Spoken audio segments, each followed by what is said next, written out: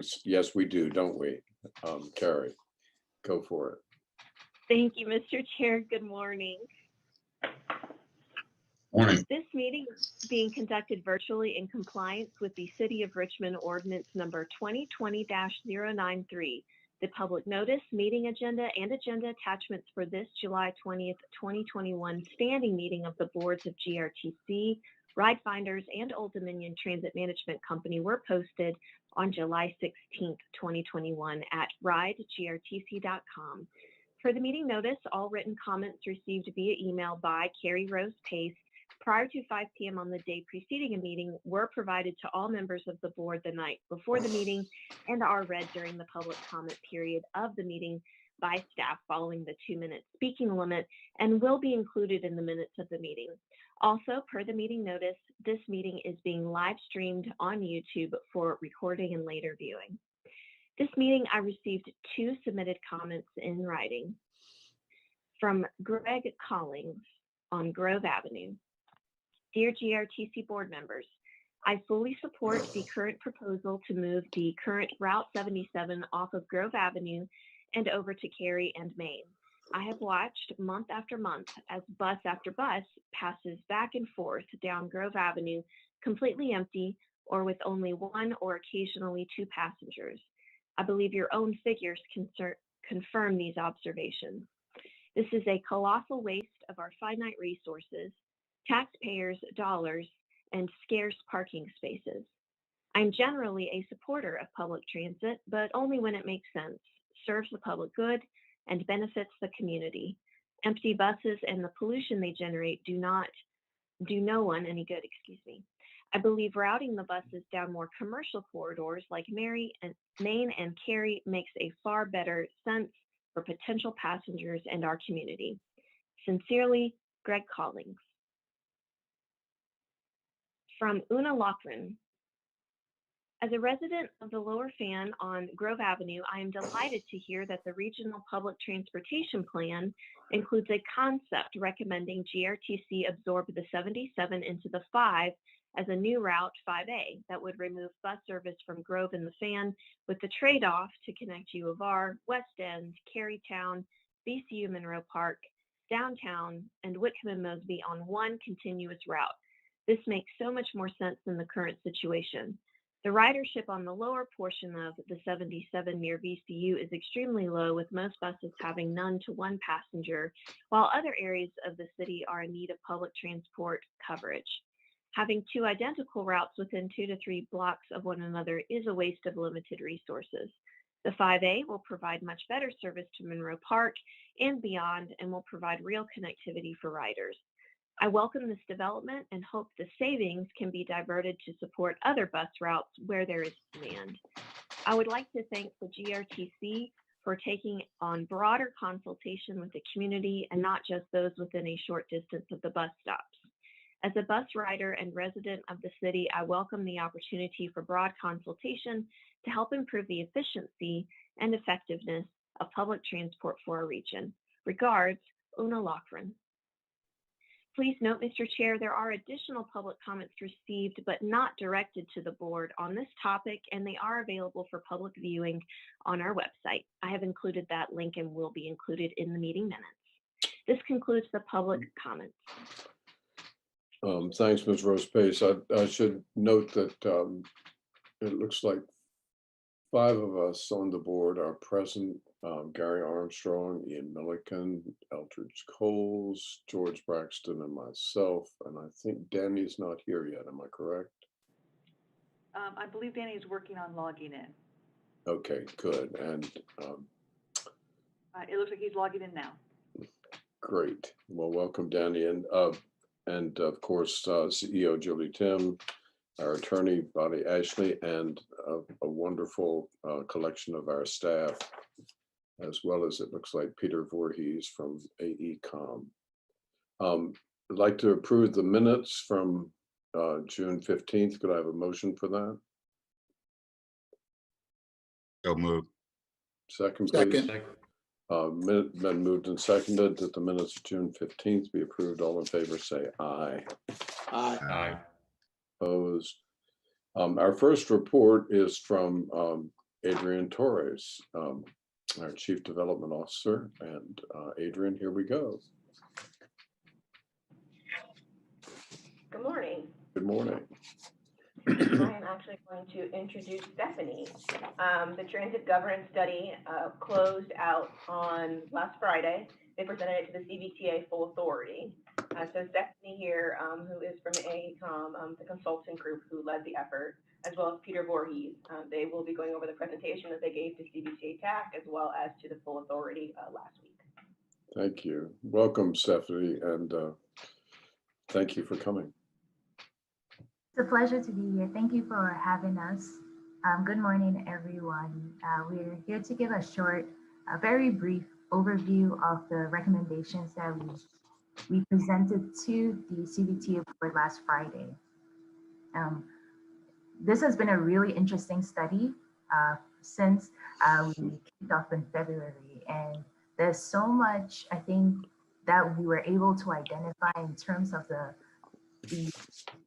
the needs and some of the ideas that were expressed from the different jurisdictions, especially with this new CVTA legislation. And I believe that this study is not the final thing, but rather it's the first step in a long journey of continuous collaboration between CVTA members, the GRTC, and the GRTC board members as well as the jurisdictions that it serves. So I'll go ahead and share my screen now.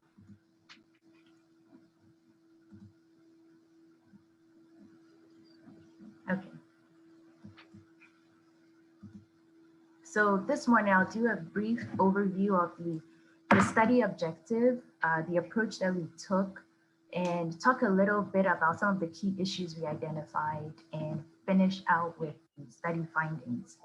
Like I said, this would be a brief overview, and the report is available on the CVTA website for review, for in-depth review.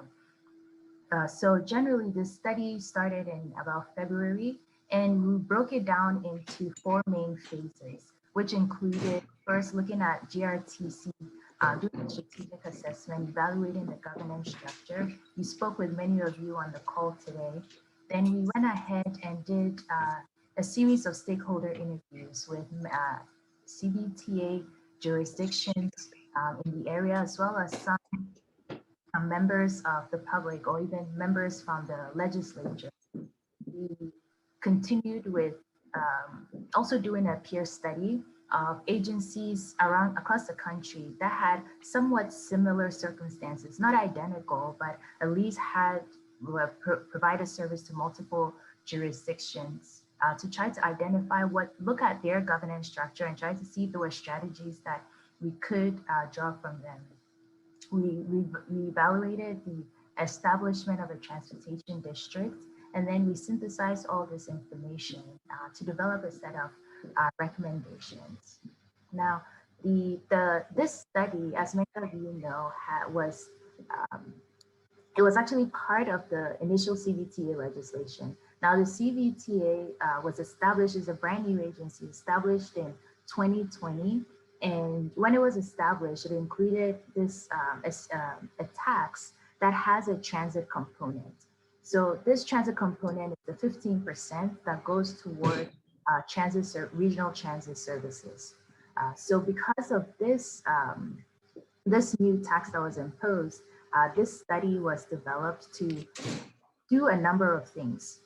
First, to look at the governance structure of GRTC and identify to see if there were any recommendations to be made about the structure, evaluate the establishment of a transportation district, and then provide certain options related to either or both.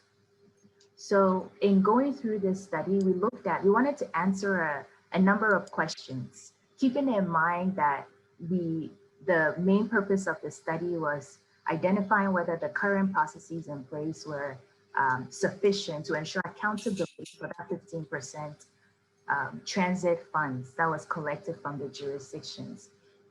So some of the questions that we wanted to answer by the end of this study were, one, with the GRTC board, whether it should be revamped to include elected officials as a way of having them be part of the decision-making process, or be able to influence decisions related to the 15% transit funding. Two, we wanted to determine if the mechanisms existing or already in place were sufficient to ensure accountability of that CVT funding, the transit component especially. And then three was to answer whether or not the existing board should be revamped to include more jurisdictions, a broader set of members to the existing board of directors.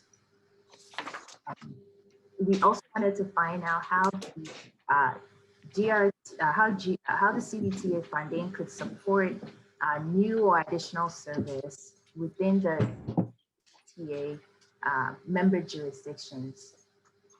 And finally, to answer the question about transportation districts, what are they and whether one should be implemented within the region. So to accomplish this, we went through a series of steps that I've already talked about, and each of these is a major chapter in our final report. Like I said, we looked at the governance structure, we did the peer study, we did a benchmarking of CVTA really to look at CVTA structure and compare it to similar authorities in the state. And then finally, the review of the transportation districts and synthesize that information for our final recommendations. So in conducting these stakeholder interviews, we talked to over 40 individuals that are stakeholders in transit, the transit within the Richmond region or the CVTA jurisdiction. And we identified three main issues that came up from those conversations. The first was about decision-making and accountability, specifically with the role of elected officials on the GRTC board. Secondly was about the GRTC board representation itself. So for this, there were two main things that came up.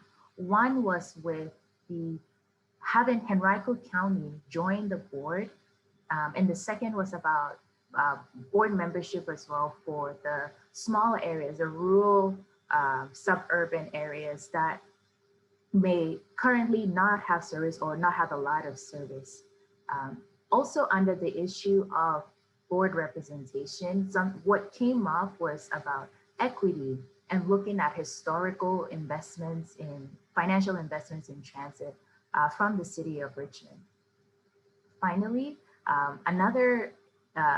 the third interesting issue that came up was about the current structure of GRTC and its ownership, being a corporate, public,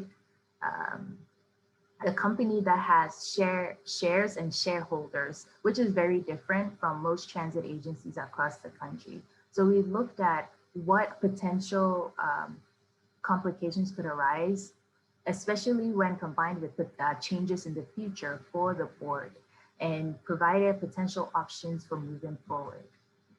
So with the first issue of decision-making and accountability, we identified that there were several mechanisms that were already in place that could ensure accountability for this 15%. So there's oversight from various requirements from the CVTA legislation itself, and also besides the requirements that are already in place from the state and federal government. So with regard to the CVTA, first of all, there's elected officials presence on the CVTA board. Knowing that with their presence on the CVTA board, there is that forum for them to be able to communicate their preferences or issues, and also still be involved in the accountability or oversight for that 15% transit funding. They also provide funding oversight. In a sense, the CVTA has a finance committee, that has to review all the spending of that 15% component. So in that sense, they have that overarching oversight over how the funding is spent. So generally, the elected officials as well as the CVTA can provide that oversight. And so that accountability mechanism is already built in there.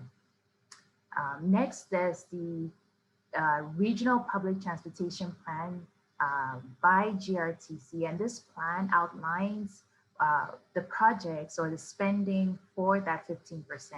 Now, this plan is developed in collaboration with the TPO, which has representatives from the CVTA jurisdictions as well. So again, there's this opportunity for collaboration in this plan development process. And finally, there's the CVTA TAC as well, the Technical Advisory Committee, that also provides that other level of oversight and accountability. So based on these findings, we found that the existing mechanisms that are in place, they can ensure that 15% transit component is spent in a way that is collaborative and is efficient. So the processes in place were efficient. In regard to the second issue, which is about board representation, like I mentioned before, we broke this out into two. First, with looking at Henrico as one entity, and then the other suburban areas as another. So with Henrico County, we recommend that Henrico County be added to the existing board, which comprises members from the city of Richmond and Chesterfield County. When it comes to the exact composition of the board, with that is the number of people on the board. We were unable to determine that because in order to move in that direction, we believe that there has to be an open dialogue between the city, GRTC, the city, Chesterfield, and Henrico County. One, to first resolve the issue from the city about existing or historical financial stake in GRTC. It was the city's position that until that is resolved, it would be very difficult to move on to talk about board composition. And so for that to be done, we recommend that a forum is provided for that continuous dialogue so that issue can be resolved. Taking note of some things that should be taken into consideration, and even talking about the historical financial state, is looking at if those, for capital investments, for instance, looking at the useful life of those assets that may have been invested in. We can also look at the other types of investments that contributed to those assets. So there's usually a lot of federal stake as well in capital purchases. So some of these considerations can be involved in the conversation.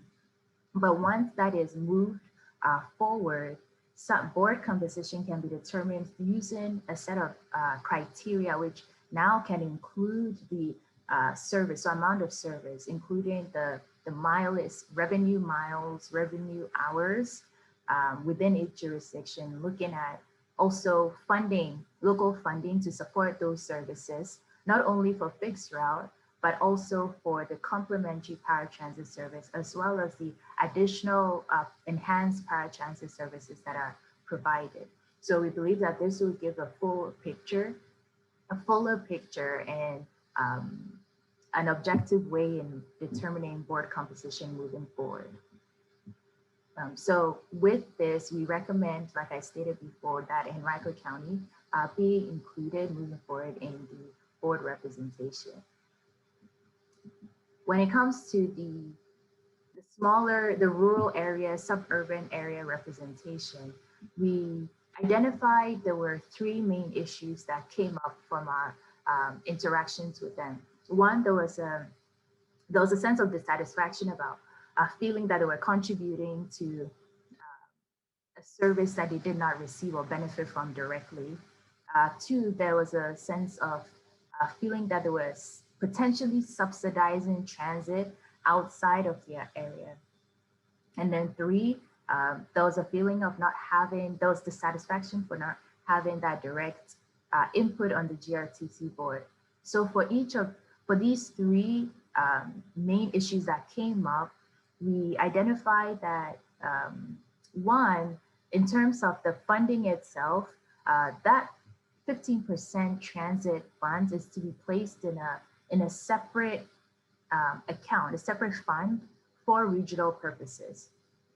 So in terms of the dissatisfaction or concern about providing funding for a service that is not received, those funds will go toward projects that benefit the region, and it's going to be separated.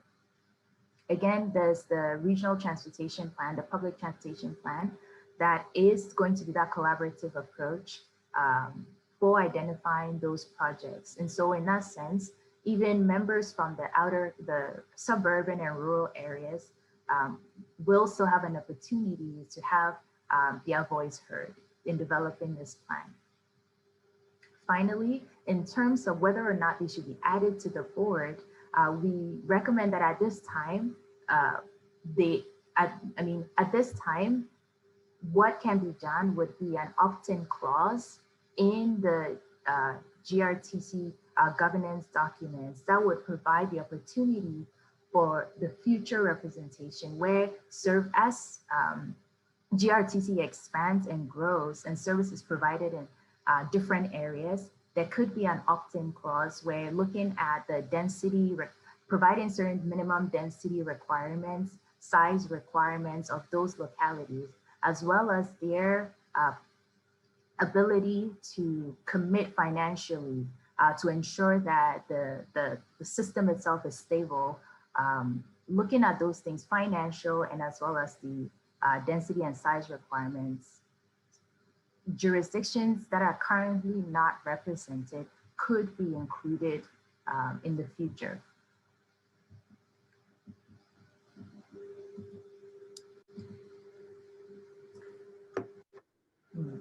So as I said, the recommendation from here is that right now the region should continue with the plans that are in place, and then in the future, when service expands and more areas are receiving this kind of GRTC service, they can potentially opt in based on a set of different criteria, looking at the need in the area, the viability of that service, like I said, based on some density and size factor, as well as the financial commitment. Finally, what we talked about, the GRTC ownership structure, which is right now set up as that 50% ownership by the city of Richmond and Chesterfield County. Now, as it stands, adding the members on the board can still be done, but where it becomes complicated is for most decisions, it can be done at the board level, but because the governance documents still require that some changes be ratified by the owners, it becomes very complicated to have members on the board and not have them be owners of being able to make some of those decisions as well. And so we're trying to look at whether I would say we came up with two main options to address this issue. First is either to eliminate that shareholder structure, considering, of course, the marginal benefit of maintaining it versus using the structure that most agencies across the country use, which is just a straight board.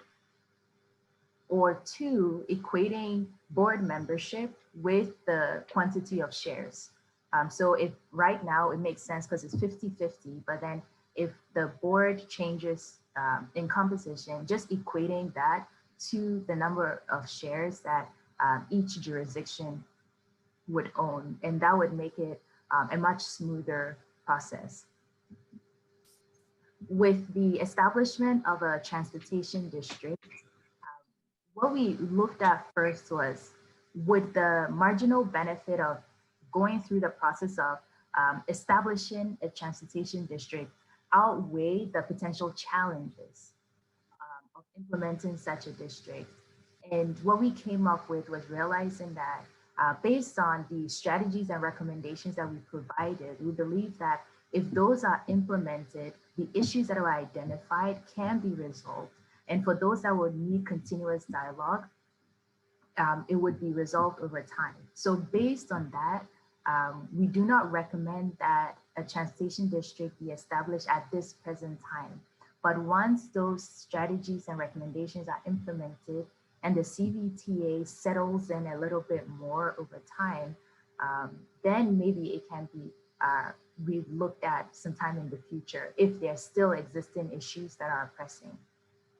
So this ends the list of our main 4 recommendations that we had for this study. Again, the detailed report is published on the CVTA site. It's the draft report on the CVTA website. So we'd ask that if you have a chance, you can download it and have a read. But at this time, we can take any questions. Thank you very much for your time and the opportunity to present this to you here at your board meeting. All right, thank you very much, Ms. Moni-Yanks, and you've sure been working hard at this thing. Questions?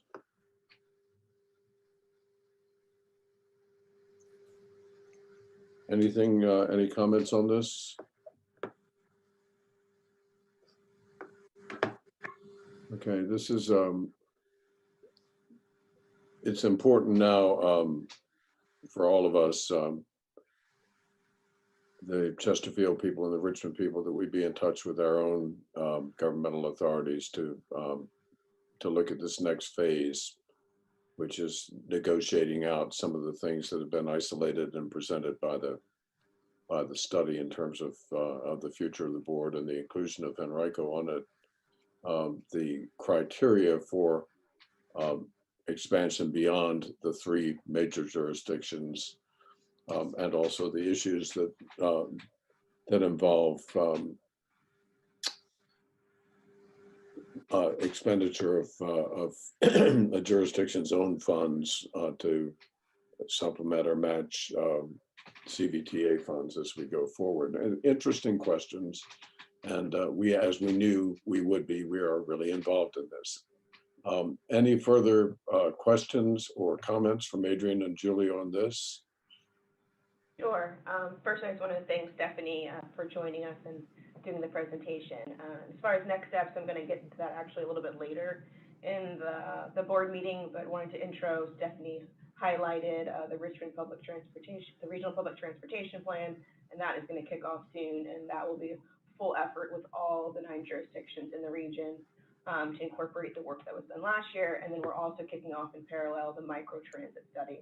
And that's just a great opportunity to start engaging the rurals and looking at other modes of transportation, not just your traditional fixed route, and not just the rurals, but Henrico County, Chesterfield, and City of Richmond as well. So we'll well document what's currently out there, as well as look at some opportunities of things that would fit with those rural jurisdictions. So that will tie right into the transit governance study and starting to look at things like service hours and how all of that is split out.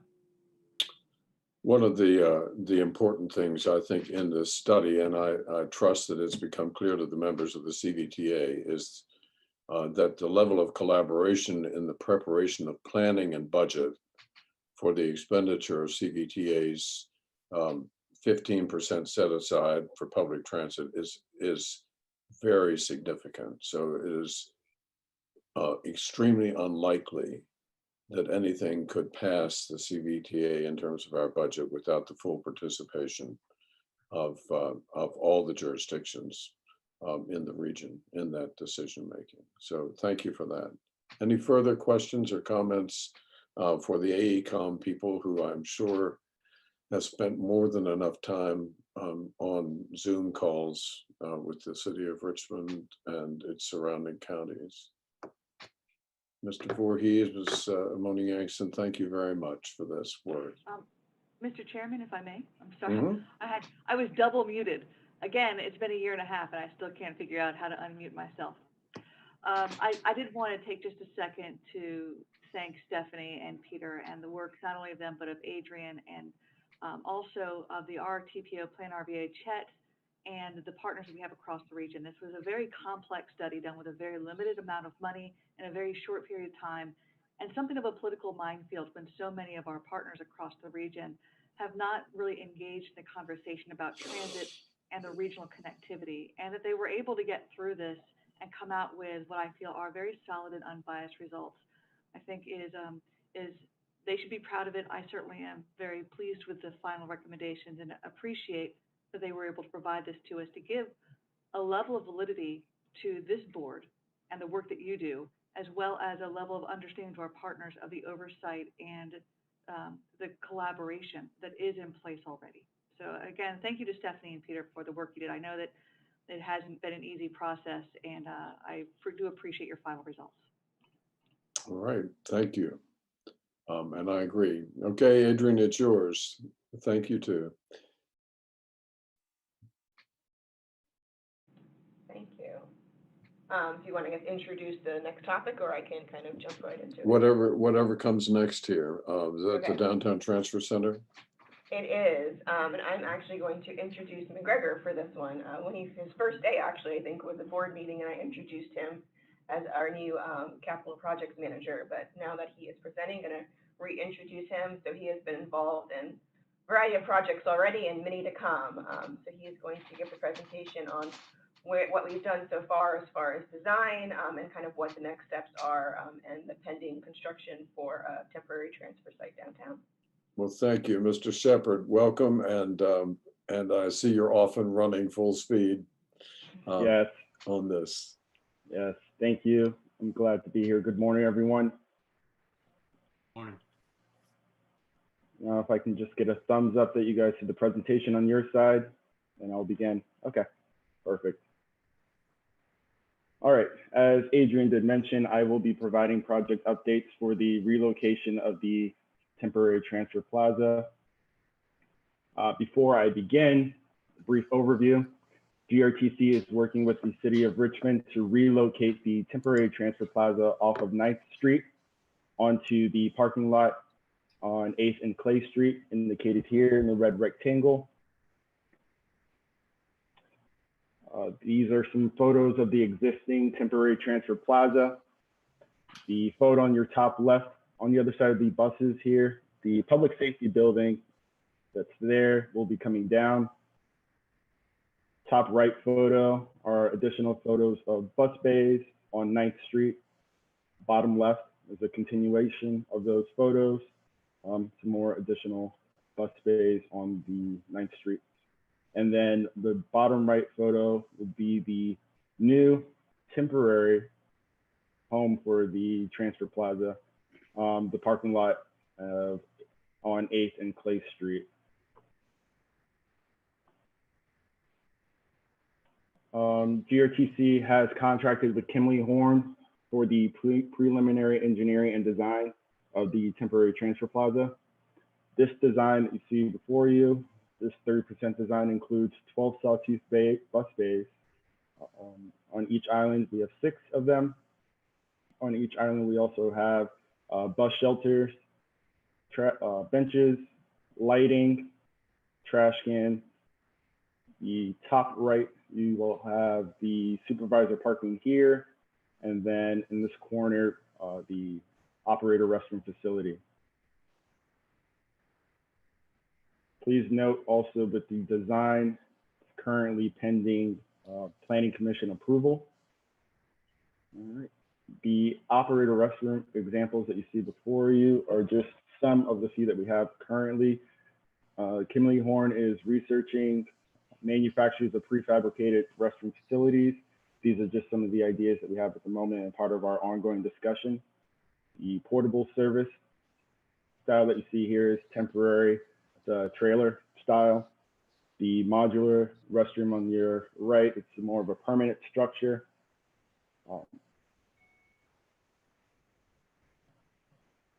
This slide here shows an interim proposal to temporarily relocate the bus bays. This area in red, once the demolition begins on the public safety building here, we will no longer have access to the bus bays here, so F through J would need to be relocated, while the demolition is taking place and the construction in the parking lot is taking place. So this is just one of the proposed layouts for the bus bays during that time. What are our next steps? As you can see here in the top 4 bullet points, our milestones for summer into fall. Kimley Horn will provide the 90% design to GRTC in the city of Richmond for review. Once those comments are returned back to Kimley Horn, we move into the final design.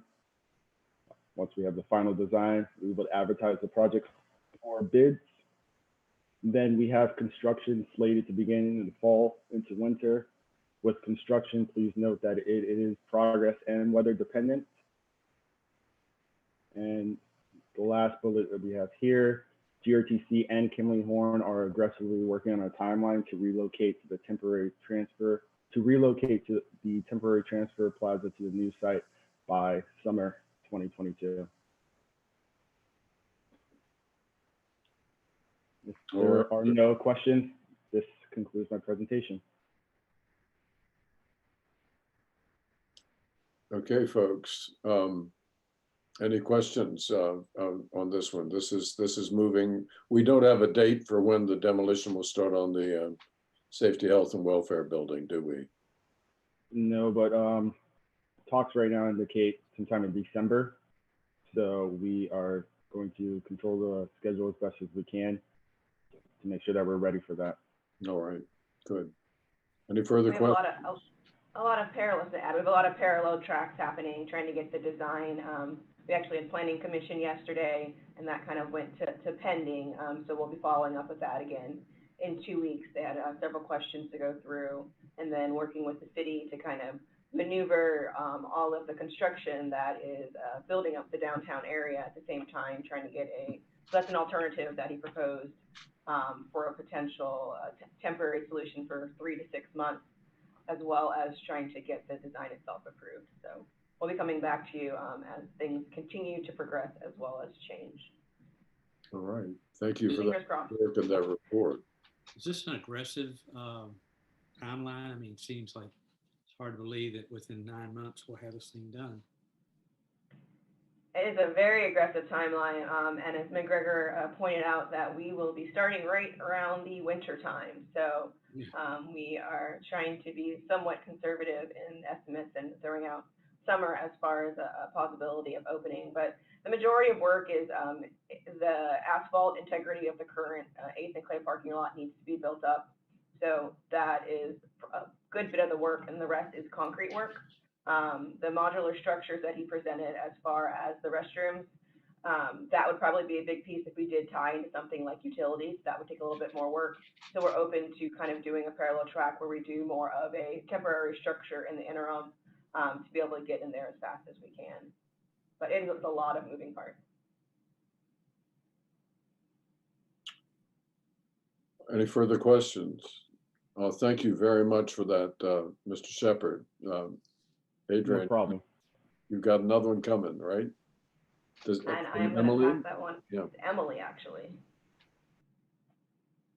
Good morning. Go ahead and share my screen.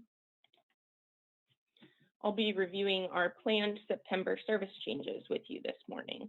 And you can find these on page 39 through 52 of your packet.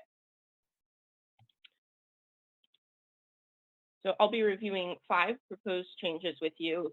This is just a list of them here, but I'll be going into detail. I'll be talking about the Route 20, 77, 3B and 111, the 3A, B, and C, and the 29. And all of these changes are planned to go into effect on September 12th, 2021. So diving right in, our proposed change for the Route 20, we're recommending a routing change here. So currently the route goes through Scott's Addition using West Marshall when it's headed northbound and West Clay when it's headed southbound. And we've received repeated feedback from our operators that they're actually having some difficulty making those turns through Scott's Addition. There's been some infrastructure changes in that area, as well as just increased pedestrian activity. that's making those turns challenging for them. So to address this concern, we're proposing utilizing Arthur Ashe Boulevard in both directions rather than turning through Scott's Addition itself. So part of this change, we would plan to remove 2 stops. So it might be kind of small on your screen, but stop 3681 on Marshall and 3638 on Clay would be removed. You'll also see on your map here, stop 469 and 399. Those are both on Broad. They will no longer be serviced on the Route 20 with this change. They will still be active stops because the Route 50 still services those. And we would propose reactivating 2 stops on Arthur Ashe Boulevard. Stop 283, that's on Arthur Ashe at Broad, and stop 286 on Arthur Ashe at Clay. These used to be GRTC bus stops, and so we'll be bringing them back into service with this change. And we've The had mileage full here, service on Altamont. I mean, nobody's really been using the Altamont stops, have they? I mean, the ridership is very minimal. Yeah. And you'll see here on the map, it's less than a block away. So we're hoping that's not too much to ask for someone to walk a couple extra 100 feet to get to that stop. So Emily, I would appreciate some report within several months once we change this, if the 283 and 286 stops are basically picking up some ridership. It makes the bus much more visible to persons who are riding, and those are the stops that were in place till about 1.5 years ago. So we'll see. Absolutely. And just to note here, as you can see, the mileage change would be fairly minimal. So this is a cost neutral change for us. Moving on to our next proposed change, a temporary detour of the Route 77. So the Route 77 we're proposing be detoured and taken off of service along Grove between Robinson and Harrison, instead using Cary eastbound and Main westbound. So this planned detour comes in response to low ridership that we were seeing along this portion of Grove. In an effort to optimize our ridership for this route, we plan to move forward with this change on a temporary basis. So this would be a 6-month detour, during which time we would continue to monitor the route's performance before making any permanent routing recommendations. So this new alignment would do a few things for us. We would still be providing service to the 2 areas on this route with the highest density. So of course, the U of R campus on the west end and the VCU campus on the eastern end of the route. And we would also still be providing service on Grove Street through the Museum District, where we're currently seeing ridership. We would also be providing extra service along Main and Cary in this portion. Currently, the Route 5 services those 2 corridors at a 15-minute frequency. So this additional service in some areas would bring you up to about a 7-minute frequency. Again, this change is cost neutral. The mileage is very minimal difference. And during this detour, there would be 4 stops, 2 at Lombardi and 2 on Meadow that would be discontinued, as well as a stop on Grove and Robinson that would be temporarily discontinued. And during this time, they would be covered with our posters that say that the stop is temporarily out of service. So just to give you a little bit more context here, as I mentioned, on the western end, we have our U of R campus, and on the eastern end, we have VCU. And you see the small portion between Grove, along Grove between Robinson and Harrison that would be on detour. And calling a bit of attention to Retreat Doctors Hospital, we know we have quite a few riders who work at Retreat Doctors Hospital, so we want to make sure they're aware that they will still have service. We are, as I mentioned earlier, proposing to discontinue 1 stop, 3880, that's on Grove at Robinson. There's actually a stop just around the corner that we're proposing to keep. It's just a couple 100 feet away, and that actually also services the Route 20, which is why we propose to keep that stop instead.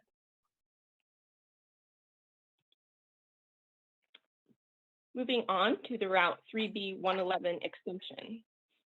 So this planned extension actually encompasses 2 changes. The extension of service on what is currently known as the Route 111 as part of this change. So currently that route runs from the Food Lion on Route 1 on Richmond Highway in Southside Richmond to John Tyler Community College on Route 1 in Chesterfield. This change would extend service 1 mile further south into Chesterfield County to Precon on Route 1 Richmond Highway, providing transit service for residents of the nearby Greenlee mobile home community. So you may remember it was back in April that I did bring some proposed changes to you for the extension of the Route 111. I'm bringing this to you again as we faced some infrastructure challenges with the turnaround located at that original Greenlee site where we proposed to turn the bus around. Since then, we've been working with Chesterfield County to come up with a solution, and Precon has stepped up and been very transit supportive in allowing GRTC to turn around on their property, which is actually within about 1,000 feet of the Greenlee community, all of which has sidewalks connecting Greenlee to the proposed turnaround. And so this is a really nice alternative that will still allow us to extend further south into Chesterfield and provide service to that community. The second part of this change would be making the Route 111 part of the 3B. So this would allow for a one-seat ride for Chesterfield residents who are traveling to downtown Richmond, or of course vice versa. And not only will it save a transfer for our riders, but operationally this change will help GRTC. We'll actually be saving 2 buses by making this change. And this was identified as a priority in our regional transportation plan and is a short-term solution, but is part of a larger project to continue service along Route 1. So giving you a little bit more context again, I apologize, these maps are small, but just to give you an idea, the map on the left shows our current 3B in green and the 111 in red. And you'll see on the right, this is what we're proposing. It's simply connecting the 2 routes into one and extending that mile further south from John Tyler to Precon. And giving you a little bit more detail about that turnaround. As I mentioned, you'll see Precon on the bottom of your screen and just about 1,000 feet further south, the Greenlee mobile home community. So the ridership on the 111 continues to be strong, Emily? Yes, and I'll be showing you our monthly ridership report here shortly as well. Okay. We would be going into the John Tyler campus? Or... Yes, sir. Okay. We'll still be circling through the campus.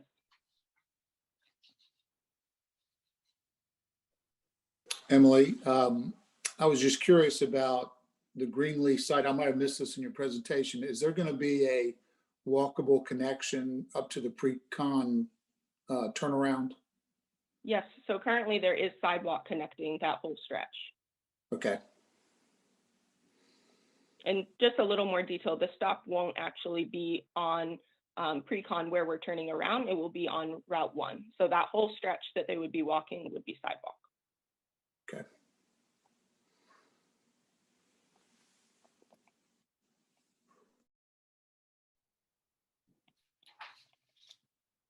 Okay, moving on to our next proposed change.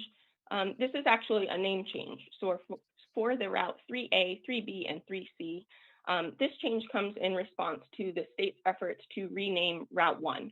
So we plan to remove all references to Jefferson Davis Highway and replace those with Route 1. In September, you will see all our digital references swapped out. This will impact our headway signs on our buses, any place you see a route name printed on our maps, stop names, both announced on the bus and on our app and in our maps, and public timetables, any other kind of print materials or digital materials that we make.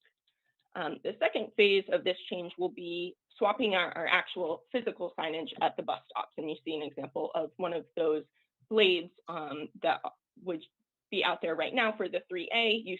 You would see Highland, Jeff Davis, Harwood. So we're just proposing making that name change on our signage.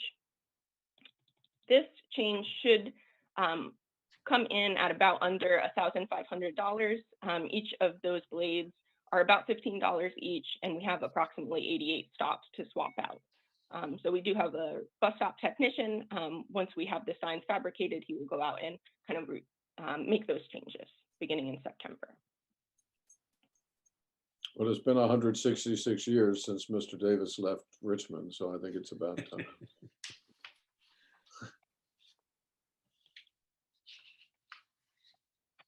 Moving on to the Route 29 Express.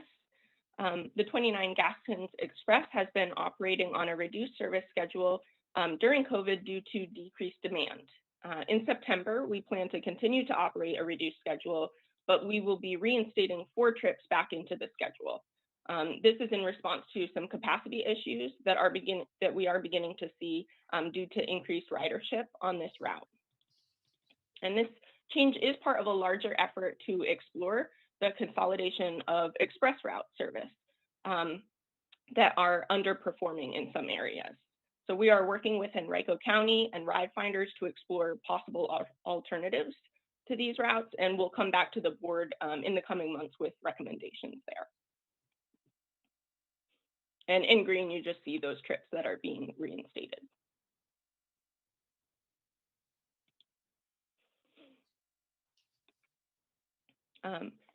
All of these changes have been reviewed through our Title VI analysis. So these service changes have gone through the Title VI process, and none of the major change metrics were triggered.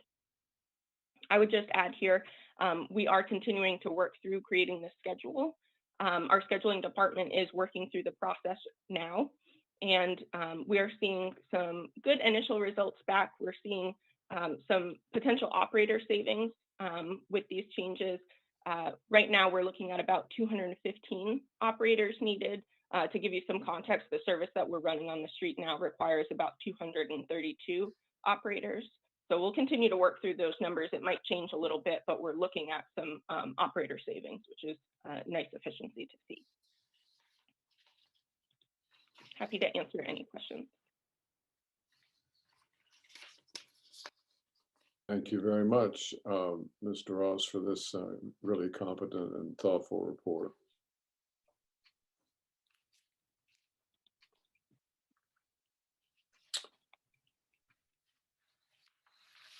We have some action items coming up, Adrian. Yes, so jumping into the development action items, the first one is the microtransit study. I'm going to go ahead and share my screen and run through the info attachment.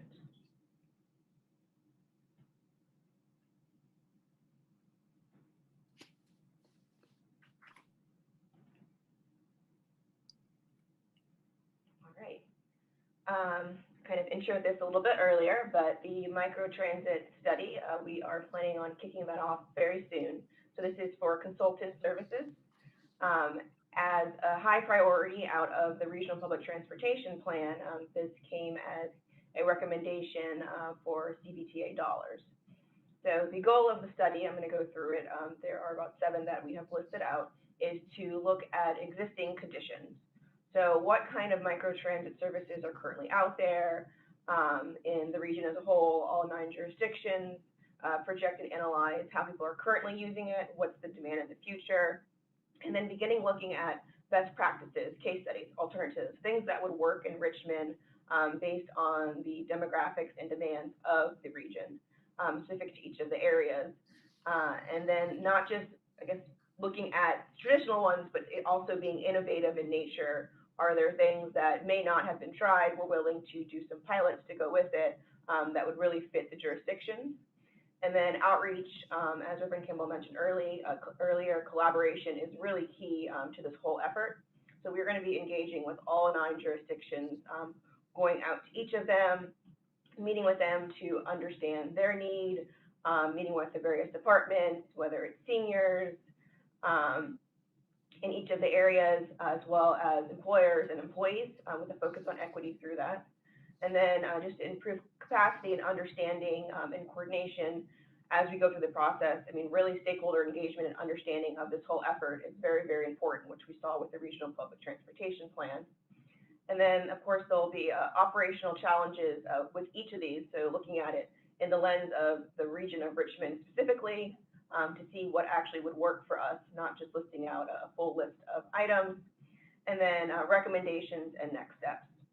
And with the recommendations and next steps, like I mentioned, we plan on using, if we still have it earmarked, the federal dollars to do some pilots to work with this, and then this will also be incorporated into the FY 2023 Regional Public Transportation Plan. So you're looking for approval for this expenditure. The money comes from where? So this is CVTA dollars, and it is not to exceed $200,000 for the study as a whole. We did reach out and ask for a proposal for Michael Baker International with Foursquare as a subcontractor. We did receive a proposal back, and it does satisfy all the tasks that we listed out. So the recommendation here is to the Board of Directors authorize the CEO to contract with Michael Baker for a not to exceed amount of $200,000 for this microtransit study. DRPT announced a microtransit study for 2 other counties not in our region recently. Is Michael Baker doing that as well? I am not sure. No. Okay. All right. Could I have a motion to they're approve this? Are there questions first to Adrian on this? Or could I have a motion to approve it? So move. Second. It's been moved and seconded that we approve this inauguration and expenditure of funds for regional microtransit study. All in favor, say aye. Aye. Aye. The rest of you wake up in there. All opposed. All right, it's been passed. Thank you, Adrian. Next one. I'll move on to the next one.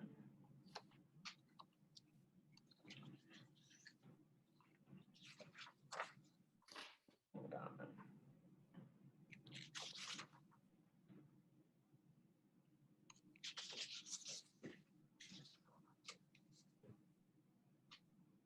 Okay.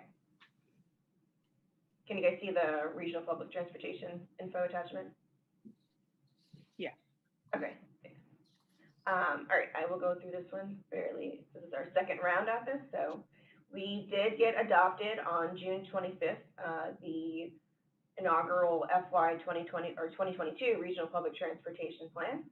So this info attachment is for the 2023 plan. So we are ready to build off all the work that was done last year, as well as incorporate all of the findings that will come out of the microtransit study, as well as dive into kind of a deeper analysis of the financial environment, making sure whatever is proposed is sustainable, as well as looking at some allocation models with all of the jurisdictions, as well as our other state and federal dollars, and then performance metrics to go with whatever is recommended to make sure it is efficient as we implement it. So just to highlight with that is that we, similar to the microtransit study, we did a scope of work and asked for proposal from Michael Baker International and Jarrett Walker, and they were the ones who did the FY22 plan as well. So wanted to at least approach the idea of continuity. We did receive a proposal back, and they did seem satisfactory to the task that we had laid out. And so same like microtransit, this is CVTA dollars, and it is a not to exceed amount of $200,000. So we are coming to you guys with a recommendation to authorize the CEO to contract with Michael Baker International for a not to exceed amount of $200,000 for our FY 2023 Regional Public Transportation Plan. Thank you. Any questions on this? All right, motion to approve, please. So So move. move. Oh, good. I'll take one of those as a second. All in favor, say aye. Aye. All opposed, it's passed. Thank you.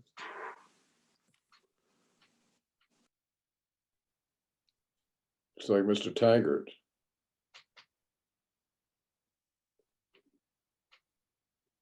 Hi, Rob. Hello, Dr. Campbell. How are you, sir? Good. So if you remember back in early 2020, we worked through as an organization several different capital initiatives. And as part of that work process, we identified several areas within the Clever system where we could, we identified several products that would help improve ridership experience and manage the efficiency of our yard management, as well as the efficiency of our fleet through fuel, idle management, and the rider experience on our vehicles. And as part of that process, obviously those capital projects, we submitted those to you at the board for review and comment. They were approved as part of our capital project, and we then went out and sought funding for these projects, and we are now coming back to you with that funding approved and in place, looking for approval to move forward with these. So it is made up in, bear with me, I'm sharing a PowerPoint real quick. It's made up of 3 components. And those 3 components are Clever Vision, Clever Smart Yard, and Clever Analytics. So Clever Vision is a display that is going to be installed on all of our vehicles. It's a large high definition display. And on that, this is going to dramatically improve our rider communication. So not only will it provide information like where they are on the route, what the next stop is, it will integrate with our Clever system that is already deployed on the vehicles to do things such as provide you the predictive real-time arrival time at the next stop, any public service announcements. Because it integrates also with the Clever CAD system, it's also going to be able to rapidly deploy emergency and service alerts on board onto all the vehicles for our folks to see, our riders to see. Currently today, we do not have that ability to send that kind of information out to our vehicles in a quick manner. As an added bonus, the system, the content management system that puts all of the information on display, and that display, an example of it is what's the graphic that's currently on your screen, is what the riders will see on the vehicles. But it also can do location-based advertising and content. It doesn't have to be just advertising. So as the vehicle's approaching a specific location, location-based advertising or special content from our partners can be triggered to be displayed on that vehicle. And kind of coupled with that, we will be able to do reporting as to how many times it was displayed, how many folks were on the vehicle at the time because of the people counters when that advertising was displayed. So that's Clever Vision. The second piece to this is Clever Smart Yard. And what Clever Smart Yard does is it completely automates our yard or our depot. And every vehicle will have a special little tag on it that then is picked up by sensors. So we will know exactly where on our yard all vehicles are, and that includes covering things such as the maintenance bays, the wash bays, the fuel island. And this allows us to optimize pull in, pull out. It eliminates the need for manual yard checks in the evenings or early mornings by our dispatch folks. It'll allow them to see exactly on what lane all of the vehicles are for them to optimize their vehicle assignment. And finally, when the operators come in the mornings to dispatch, when they scan their badge to check in for their run for the day, it will automatically tell them exactly where their vehicle is located so they can quickly and efficiently go out and be ready for their runs. The final piece to this is called Clever Analytics. And what Clever Analytics does is Clever Analytics is actually tied into our vehicles. And so first thing that it can do is it analyzes all of our idling events, whether they're avoidable or unavoidable, and how much fuel is used, what our target is, and it'll allow us to, as an organization, to better manage our idle time and try and increase fuel savings through the amount of time our vehicles sit idle. Secondly, it dives deeper into fuel consumption and will actually analyze fuel consumption by many different factors, including the routes, vehicle to vehicle within the same vehicle type, as well as vehicle type to vehicle type, and operator to operator. So how each operator operates the vehicle and the different vehicles within a vehicle type or other types. And this will allow us to determine where we could increase fuel efficiencies as well. Are there vehicles in a certain vehicle type that are consuming fuel more than the buses of the same type? Maybe there's a potential problem. And finally, there's a safety component to the Clever Analytics, as well as a ride quality improvement for our riders. And what it does is it analyzes many sensors in the vehicle and can detect things such as hard braking, extreme acceleration, extreme turns, and gives us opportunities to not only improve our rider experience, but also potentially reduce preventable accidents. So these three components are what make up this info attachment. And if you'll bear with me just a second, I am pulling up the last piece of this. So we've classified this procurement as a sole source procurement because it integrates with our existing Clever technology. This project is completely funded with federal, state, and local funds at 28% federal, 68% state, 4% local. There will be an increase to our annual support contract with Clever by $58,000 starting in fiscal year 23. These costs are typically covered through our ongoing federal, state, and local grants that we apply for each year.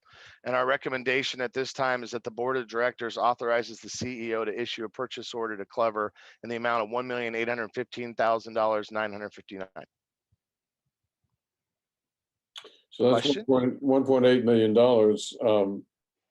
I hope some of those savings are actually significant, Rob, in terms of both the yard work and the fuel consumption. That's a lot of money for that. The lion's share of that money, or the expense, is 1.3 million for the Clever Vision system. So yes, we anticipate savings. It's hard for us to put a number on it, but I do hope there's significant ones. But there's also an incredible increase of communication out to our riding public through that system as well. And frankly, I see a very exciting untapped advertising market as well with the targeted location-based advertising. But it's hard for me right now to put a dollar figure on that for you. All right, thank you. Other questions or comments? Yeah, hey, Ben and Rob, I was just going to make the additional comment. It feels like that your marketing dollar opportunity is significant. Yeah. And, you know, to whatever degree, Carrie, and you could put together some projections on that, that would be very interesting if that's possible. So anytime we have an opportunity to put that in front of the board, I like to see that. So if you do have an opportunity to do that, I personally would love to see what you think you could do with the marketing dollars on this opportunity. Okay. I agree, and also to see the results of that, of what we anticipated would be possible. Well, that's a very clever proposal, Rob. Thank you very much for your cleverness and for Can you hear me? for this company. George, Can you what hear me? you Am I got? around? Okay. No, I just wanted to say that you know, this is, you know, definitely the type of investment I like to see us making. I mean, to basically future-proof what we do, something that we can gather data. Data is what we use to make us better, make us safer, you know, and as we move to, as I would like to see us move to a always fearless system, anything we put in place that can generate revenue to support, you know, continuing as a fearless system, I am highly in favor of. So, you know, so thank you, staff, for putting this together, and look forward to seeing it working for us. That's all I have, Mr. Chairman. Eldon. Yes, Rob, is this system in place at any other transit systems that you know of? Yes, sir. Clever Vision is in place down in Cleveland, as well as there's a big deployment of it down in the Disney system that Clever is a customer of. So throughout their entire transit system as well. It's in place. The other thing that's nice about it, sir, is not only can we utilize it on our buses, but we're already looking at ways to utilize the content management system for other displays out there in the future, i.e. transfer centers or smart displays at some of our stops as well. So we're going to be able to utilize the technology not only on board on vehicles, but in other potential beneficial spots as well. Thank you. Thank you, Rob. Okay, Rob, you really do stay on top of this stuff, and I'm impressed with what we've been able to do. So thank you. You're welcome. All right, can I have a motion to approve this? So moved. Second. So moved.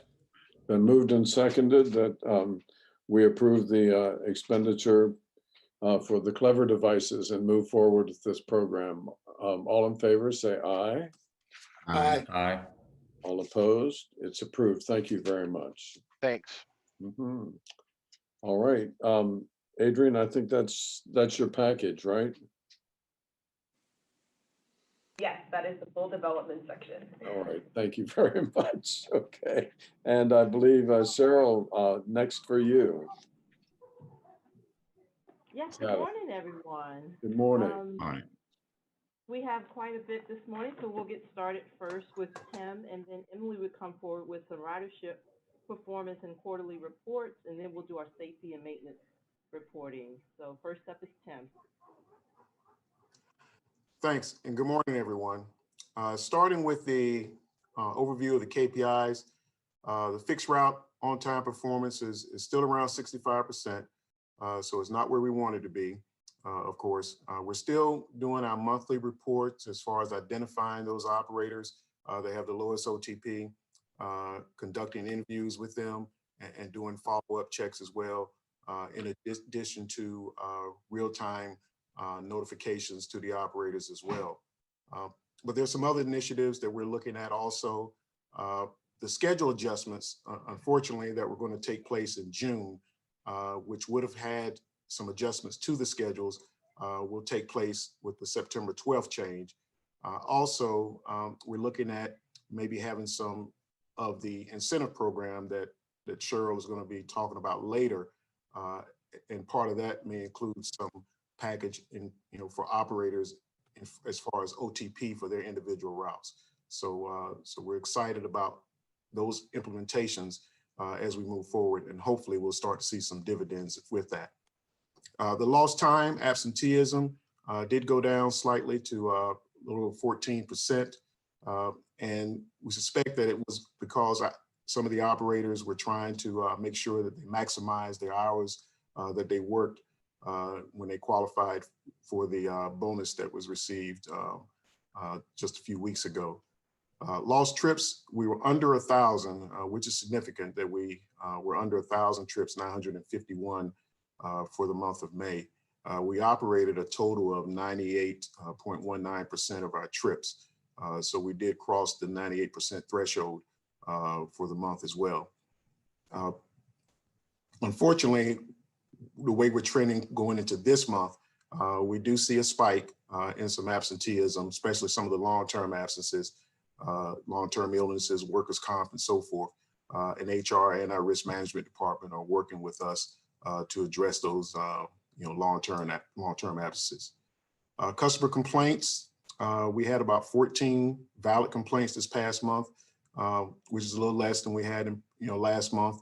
Non-valid complaints did go up slightly to 39. We saw some of the more common complaints that come through was the bus didn't show or a late bus. And then some of the others that we experienced seeing was passengers being bypassed or rude operator. For specialized or the care service, we're operating around 92%, about a 1% drop from the prior month. Complaints did go down significantly. We were down to only 5 complaints this past month as opposed to 14 from the prior month. Most of the common complaints, were a few late trip scenarios that people had called in about. And accommodations remained the same, about 4, and mostly were operators that were nice and assisted customers accordingly. Staffing, we're currently at 263 full-time and 19 part-time operators. We have 3 operators that are in training that will be graduating next week. And we just finished another round of interviews and we extended offers to 9 prospective candidates for the next operator class that will start on August the 9th, which is a slight improvement over our other class sizes. And it's the first time we've had that many people in one class since the start of the pandemic. So despite the nationwide and the local shortage of CDL drivers, we are encouraged to see that many people coming forth for our next class. As far as any COVID updates, we had about 288 employees that are fully vaccinated, 62% of the total employees that have been vaccinated, fully vaccinated. So we are encouraged about that. We had about 35 people that are still undecided or decided not to take the vaccine at all. And we had about 23 First Transit employees reported so far as being fully vaccinated, with another 2 said they'd taken at least 1 shot. We did have on site a vaccine center that was set up July 1st. And the second one will be this week on the 22nd. So Pfizer is being offered, which is the 2-shot scenario, as well as Johnson & Johnson. So those individuals who missed last time can have another opportunity to come as well on the 22nd to either get their second shot of Pfizer, or if they want to get the first shot, as well as Johnson & Johnson. Unfortunately, we did have 1 reported case last week, 1 positive case, our first in over 2 months since May. That person was off for a while prior to contracting COVID, so there was no direct contact tracing identified here at the facility. But the employee is home now, recuperating from the contraction of the virus, and we hope and pray for the best as far as the recovery goes. And unless there are any questions or comments, that concludes my report. Thank you, Mr. Barham. Any comments or questions? George, are you saying something? Oh, you're muted. Our staff, I'm sorry. Go ahead, Danny. What percentage of our staff are fully vaccinated? Is this thing working? 62%. So Tim, do we have anyone come in to, I guess, there are a lot of people that have questions and skepticism, towards the vaccine. Have we had anyone sort of, come in from, health departments or what have you to discuss it, to give them, a little more background on that? I know it's hard to have a forum in the business that we're in, but I know sometimes there are, lunch breaks or what have you, and someone can do there. So have we done that? I'm just curious.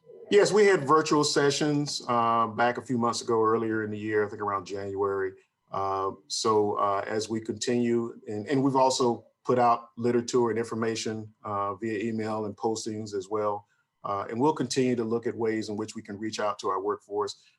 And as strict, as restrictions maybe become lifted at some point, we may do some on live stuff down the road as well. Okay. Yeah, I just think because now we're dealing with those who are truly, either, recalcitrant in this, and we can sort of, have people that can really talk to them, about the facts, and we sort of got to bring it to them and not wait for them to, to come to the information. So just a thought. Thank you. Yes, you're absolutely right, Mr. Braxton. And as all of you have heard in the media, most of the, serious positive cases now are people that are unvaccinated. So you're absolutely correct. And we'll do our part to make sure that we continue to get the word out and stress to people the importance of getting vaccinated. Thank you. Mr. Coles. Yeah, Tim, do you have a breakdown? I know you said 62% of the employees have been vaccinated. Do you have a percentage of operators compared to in-house employees like mechanics and people like that? Yes. Carrie actually sent something out a little while ago. I can try to pull it up, but I know she's a little faster on the If I can jump in here. than I am. But yeah, she just pulled out, I just saw a diagram. Oh, here it is. Yeah, we have a breakdown of those percentages. Operators that were totally vaxxed, looks like 178, 62% of those that have been vaccinated. The maintenance staff, about 24 or so, which is down, significantly, about 45% of that group. So yes, we do have that breakdown. Okay. And do you have a breakdown of the number of employees that came down with COVID between operators and in-house staff? We should. I don't see, it's not listed on that, but yes, we obtain that information.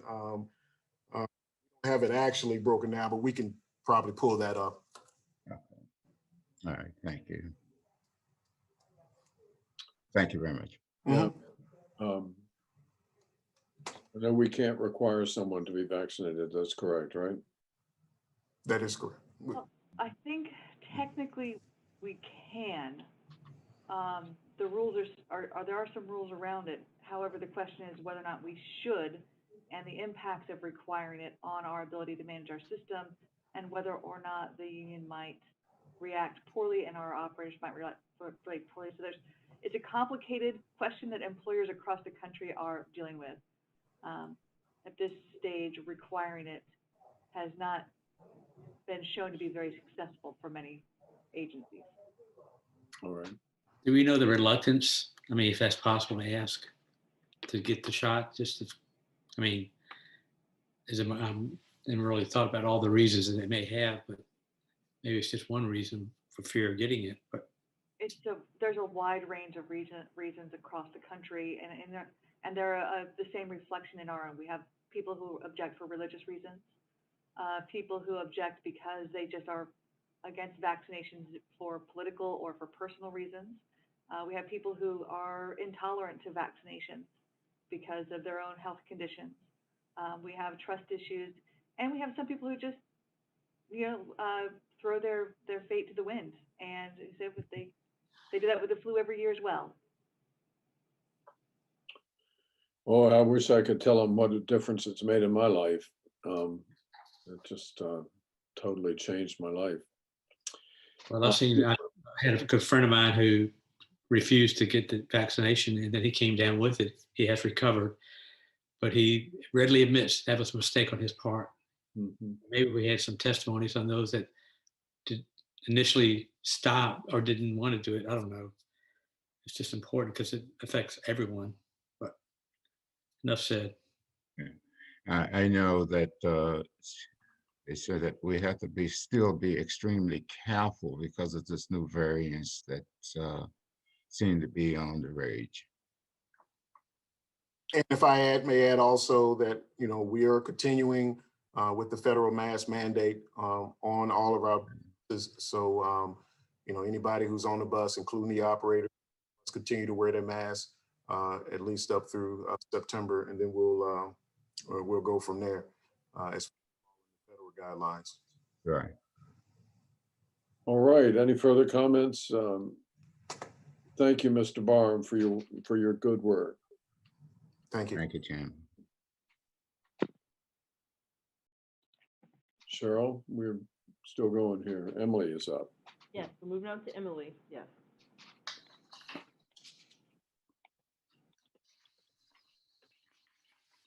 Thank you, Dr. Campbell.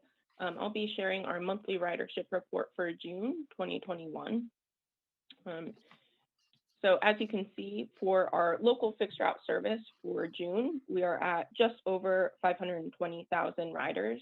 If you compare that to May 2021, we're up about 2%. So that can be explained, that kind of small shift, partially from what Tim mentioned, a reduction in the number of missed trips. Also partially in May, we did have the Memorial Day holiday where we ran a reduced Sunday schedule. So that probably accounts for that slight bump. If we're comparing our local fixed route from June 2021 to June 2020, we see we're up quite a bit, 10%. And comparing to our pre-COVID numbers of June 2019, things are looking really promising. We're within less than 2% of what our ridership was for June 2019. Kind of looking at the same trends across our other breakdowns as far as local pulse, express routes, and our specialized, we actually see a very similar trend. And you can see that in the graphs on the right. In all of those areas, we are on trend to return back to our kind of pre-COVID ridership. And that's all I have for you. All right. Thank you. Comments or questions? Thank you, Mr. Ross. Oh, you have the next one too, quarterly performance. Yes, sir. It's actually me again. Let me go ahead and share my screen.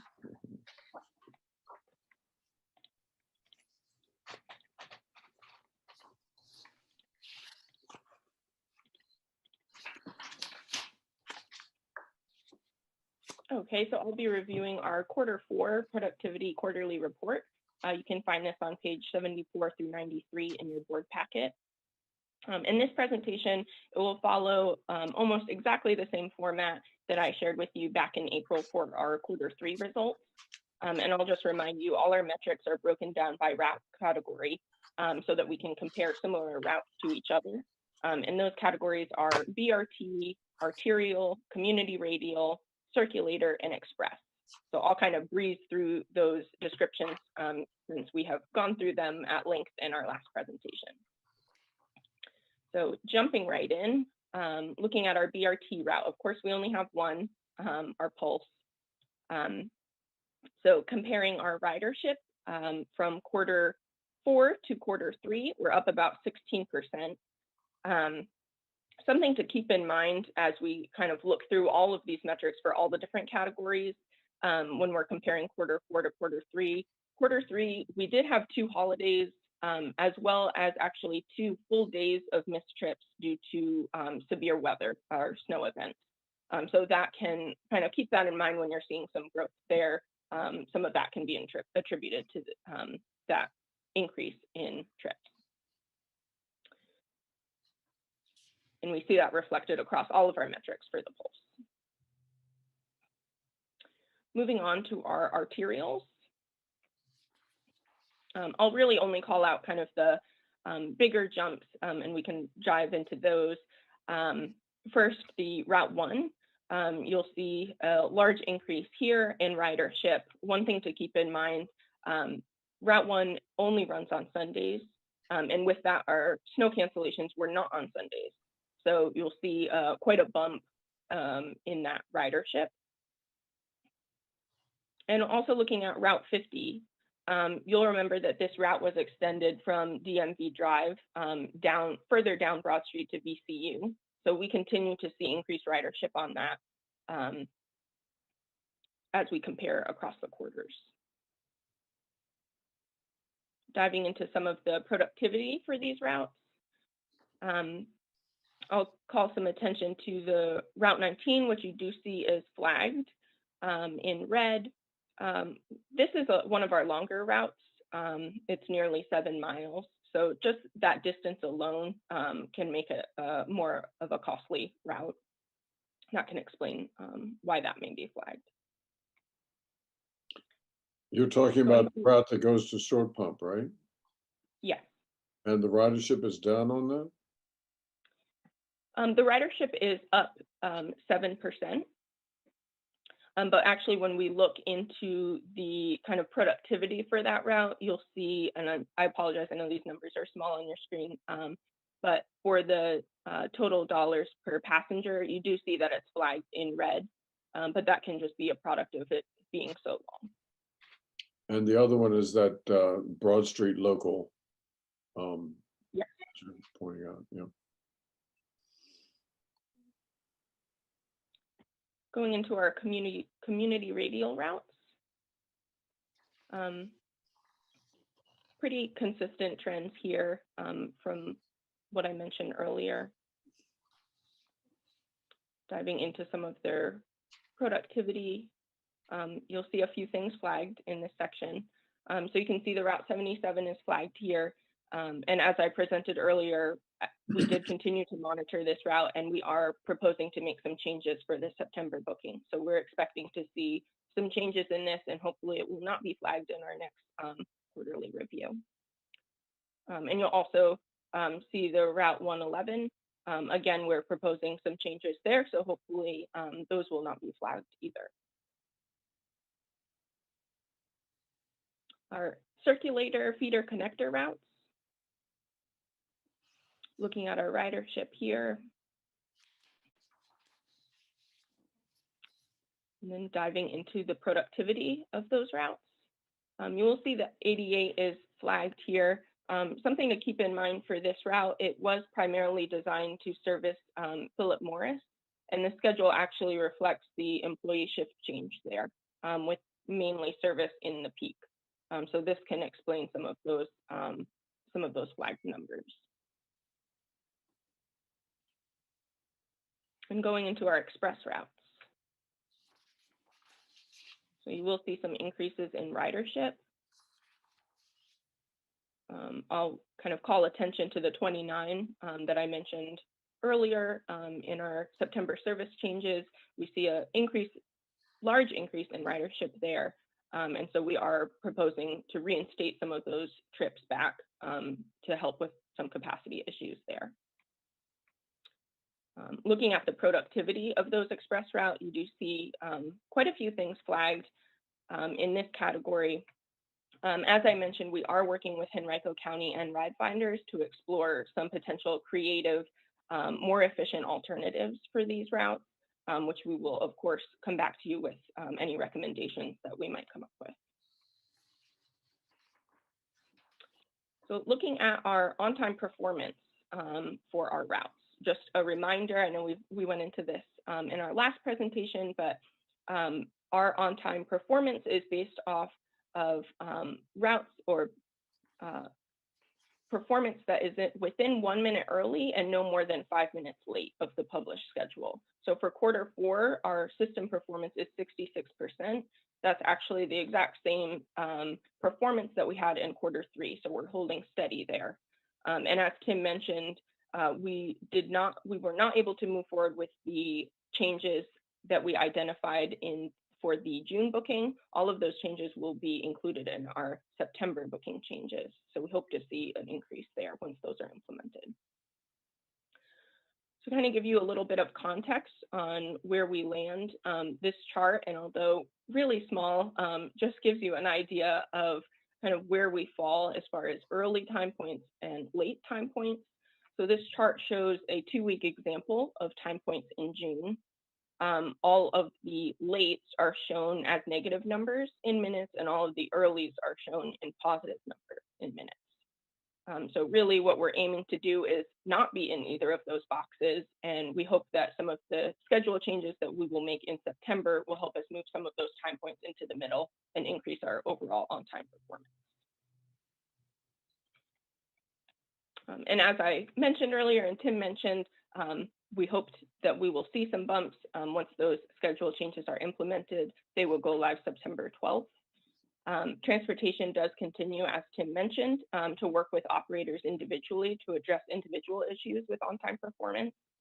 And IT is working with some technology improvements for screens for their operators where they will be able to see their performance in real time. So hoping a combination of all those changes that next quarter I'll be reporting some increased on-time performance. Happy to answer any questions.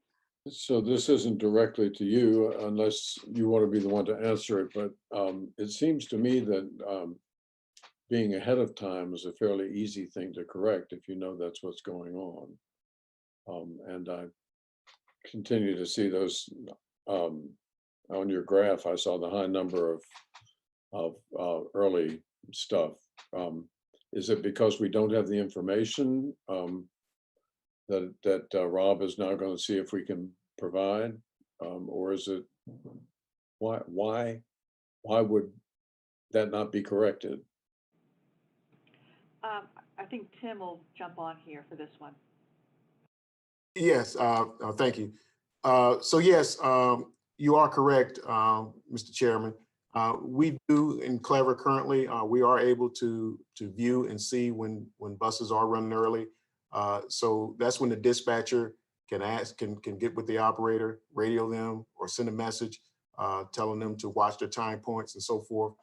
And we, during our conversations and interviews with our operators and notices that we put out as well, we've told them that if they're running early or look like they're running early, to stop or pull over at a safe stop to hold time so that they can have the time catch up with them so that they can proceed on with the schedule. Those are some of the adjustments, and then the feedback we've got from the operators as well is what Emily's referring to, that we can make those schedule adjustments to the running times come September. But in the meantime, yes, we're trying to get with the operators to address some of those issues. Some of them, are attributed to the express routes because as you're coming into the downtown area, mainly what the operators do is they drop the customers off. So you do have some of the impact with the express routes as far as the earlies go as well, because it's hard for an operator on an express route, to come downtown and all of a sudden stop, when someone's looking at their watch trying to get to work. So they just proceed on through the route unless it's a reverse commute in which they do have to hold time or watch their time points accordingly. Yeah, that's not something, I mean, I'm sure no one minds being let off early on a one-way express route. But the other is, does the operator not have the direct information? Does it have to come from the supervisor? No, currently they're able to see on their screen as well how they're running. So it is two-way. It's accountability with the operator as well as the dispatcher on the other end as well. Thank you. Any other questions or Eldridge?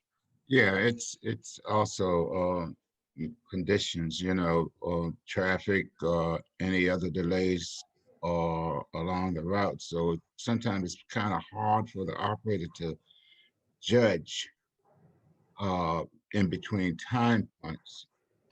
But what we need, Rob, is there a way that we could use Clever to flash a sign on the bus so that the customers would know why the bus is sitting there?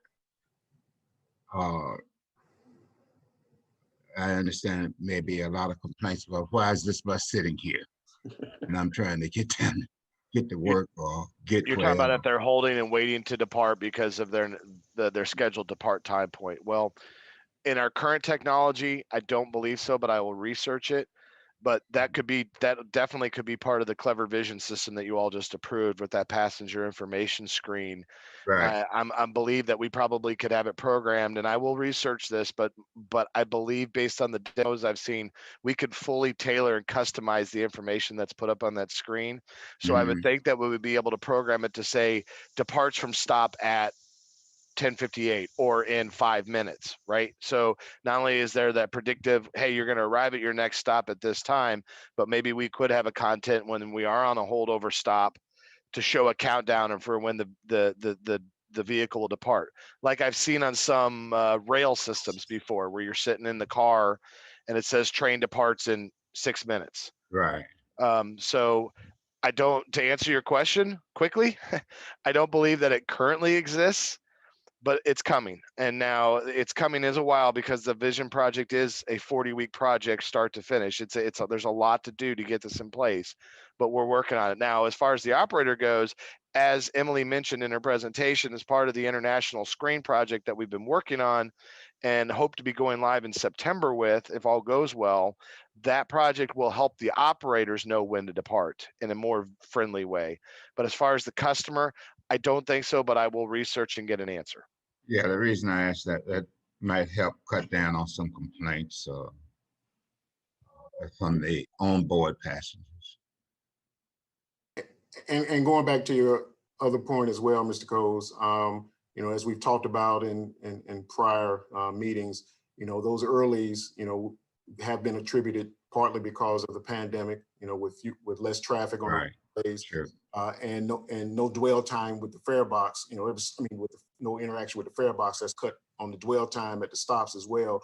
So that's attributing the biggest impact on the earlies. But as Mr. Chairman alluded to, we do have some control over that as well.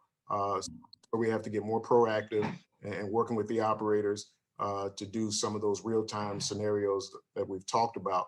The lates, with the construction, road work and other things going on, with the detours that we've had to implement, unfortunately, there's not too much we can do with the lates, other than trying to make sure that we, continue to work with the city and the other, and the contractors and so forth that are putting those, road work and construction in place. But yes, we are focusing on the earlies, and that's where we do have a little bit of control with those. Yeah, it's always been that one bus is not to pass another bus.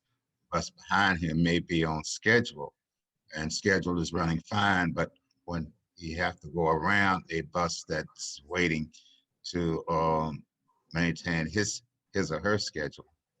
You know, is there any issue with that as far as passing? And we've had some discussions about that as well. You know, that's one of the rules in our rule book that we're updating. Right. And in fact, we have a meeting with the safety committee tomorrow to review it well. So yeah, you're right on point, Mr. Coles. Thank you, sir. Thank you, Tim. Mr. Coles, we're short on drivers right now, so if you'd like to come back and show us how it's done. I understand you were pretty good at this at one point. I don't think right now you're able to afford me. Okay. Thank you. All right, thank you for this work. Any further comments? Emily, thank you for this report. Mr. Carter, I think. Hey, good morning, everyone. Morning. I'll be going over the safety performance report for the month of June. This is found on page 94 through 96 of the board packet. Starting off with the results for the month, external events. Overall, we did have good numbers for the month of June. In May, we had 33, and in the month of June, we had 27. Non-preventable incidents. In May, we had 19, and in June, we had 13. Preventable incidents remained the same with 14, and we had one rear-end accident in the month of June. Some of the headlines for the report: we did see a decrease in incidents from the month of May to June, a decrease in passenger incidents. One thing we are noticing is we're seeing an increase in preventable incidents. Last couple months, we've noticed that preventable incidents have either remained the same or have increased. And one of the things we're doing is we continue to have the operators come into the training department and review the actual accident or the actual incident and what took place. But what we're focusing on, and I asked the training department to focus on, is the decision-making part of it. We're not finding that the operators are involved in these incidents because of lack of driving skills or anything of that nature, but it's more or less bad decisions. And what we want to do is focus on those decision-making aspects that the operators do so they can reduce the type of incidents that they're having. Specialized care, passenger incidents, we had 0. Traffic incidents, we had 5. And we noticed that the 3 preventable incidents for specialized care were minor, involves fixed objects, street signs, things of that nature. And there were 2 non-preventable incidents that weren't any fault of the operators for specialized care. We do continue with the safety blitz and concentrate on the operations overall, so far as from a safety aspect, making sure the operators are interacting properly with the customers, as well as maintaining speed and continuing to try to keep everyone as safe as possible. One thing I did want to bring up, there's been some concern amongst the operators as well as the union and across the transit industry as a whole, based off the tragic events that took place in California with the active shooter. We want to look at to provide some type of training for operators. Some of the concerns were the operators felt like there wasn't an active shooter training for what happens on the bus or even at the facility. And we did some research with other transit agencies, some of the professional organizations that deal with the transit agencies. And we were finding that although there were some active shooter training, it really didn't touch specifically to the bus or to the public transit industry. We talked with our safety consultant that helped us with the agency safety plan. And one of his suggestions was to work with local law enforcement. So Monica and myself have been in contact with RPD, Henrico Police Department, as well as Chesterfield. And what we're trying to do is we're trying to line up some meetings so that we can plan out some simulations, some actual events where it involves special operations with the police department actually coming on and simulating some of these scenarios that may take place. This will be an opportunity for those that are available to actually see what they have to do when coming into the building, when taking over the bus and trying to control the situation. And it's also an opportunity for us to videotape it and put it in some type of virtual aspect so everybody can see it. And it'll just be a real good opportunity to help with the training and just to see, You know, nothing can prepare you for anything like that, but it's an opportunity for you to train and see what happens in those type of scenarios.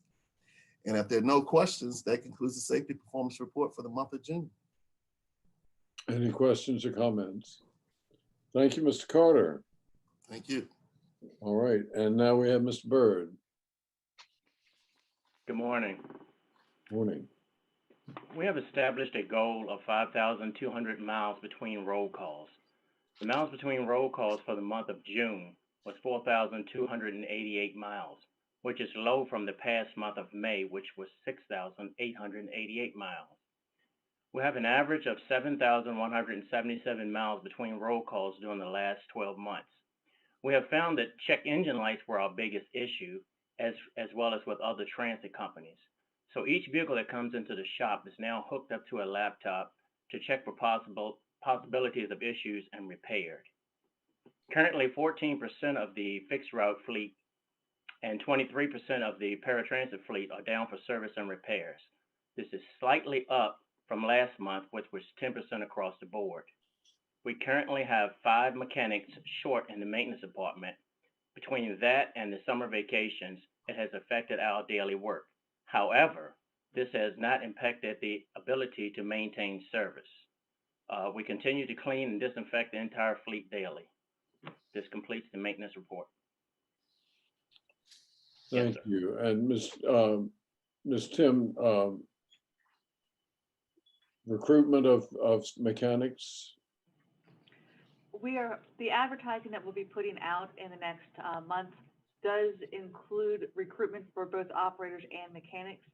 So our human resources staff is actively recruiting for both of those through advertisement, through targeted outreach, and it's still a high priority for us. Thank you. Eldridge. Yeah, Tony, how is PMs? PMs are on time. We average about 83% a month. Your shortage of mechanics, does that affect your PM percentage? We try not to allow that to affect the PMs. It does affect the daily work, but we use overtime to try and compensate for that. Okay. Thank you. All right. Well, any other questions or comments? Thank you for your good work, Mr. Byrd. Welcome. Cheryl, where are we?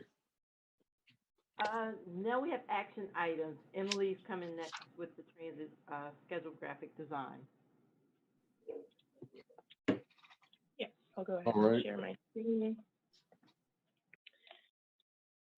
So with this board action item, I am bringing to you the transit system graphic design services. So as you know, GRTC, we publish a variety of different materials, both digital and print, that help our riders use our systems. So different wayfinding materials like our route timetables, route maps, system maps, our bus stop signs, bus shelter posters, and branding material, etc. In the past, we have used, actually since 2010, we've used CHK America Inc. for our graphic design services when creating these transit-specific wayfinding materials that include our schedule information. In February 2021, this contract expired. And so in order to not have any gaps in service and continue to create these important documents for our riders, I'm coming to you today with the results of our RFP that was posted on June 11th. The term for this contract is 2 years with a two-year renewal option allowed. The solicitation closed on July 1st. There were 10 proposals and prices ranged pretty greatly from $30 to $250 per hour. We put together a review committee and scored based on 4 different criteria. And that review committee actually unanimously picked CHK America Inc., mainly based on their experience in this field creating transit-specific design documents, and actually their methodology of using our schedule files to create their documents. And this really saves a lot of GRTC staff time, particularly in this planning and scheduling department, because those files are able to give them all the information they need to create these, our system maps and our timetables and things like that. CHK America Inc. proposed an hourly rate of $125 per hour. This rate was determined to be fair and reasonable. They were not the lowest offer, but as I just mentioned, because of their methodology used, would really show a cost savings for us. So they were determined to be the best value in comparison to the other offerers. And actually, as a side note, their cost was only about $10 more than what we were paying in our previous contract. This will be funded by a combination of federal, state, and local dollars. So 80% 5307 funds with 16% state, 4% local, and matches from our existing prior year grant funds, currently totaling $223,000. This grant will be used as the funding source for both the graphic design contract and the print contract, which I'll be bringing to you in just a moment. And GRTC will apply for state grant matches on 5307 funds for fiscal year 2023 through the term of this contract. So the recommendation is that the Board of Directors authorizes the CEO to execute a contract with CHK America Inc. for graphic design services for an initial term of 2 years for $75,000. Furthermore, staff recommends giving the CEO the authority to exercise the two-year renewal options for $80,000 for each option, if a review of pricing and the contractor's performance determines it is in GRTC's best interest.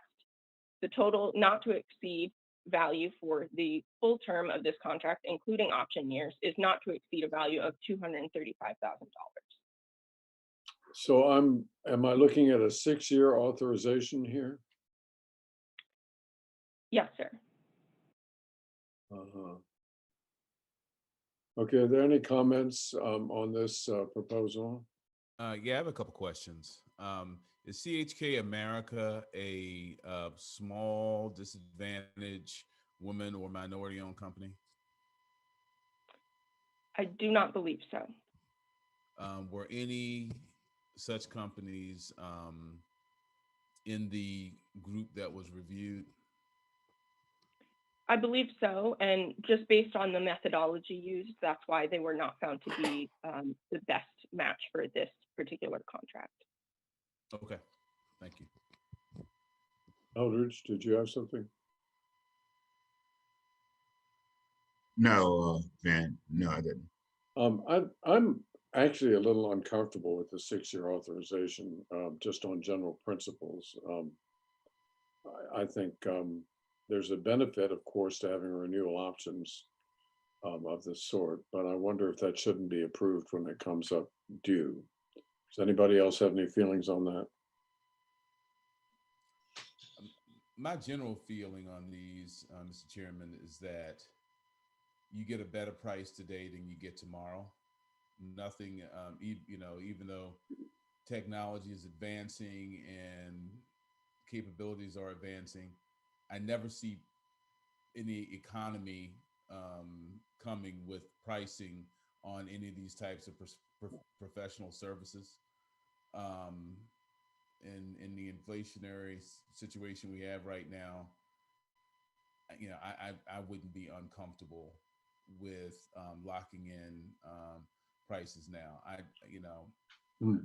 I got the contract, George. It's giving the CEO the authority to exercise the renewal options 2 and 4 years in advance. Yeah, and it says what the renewal options are now.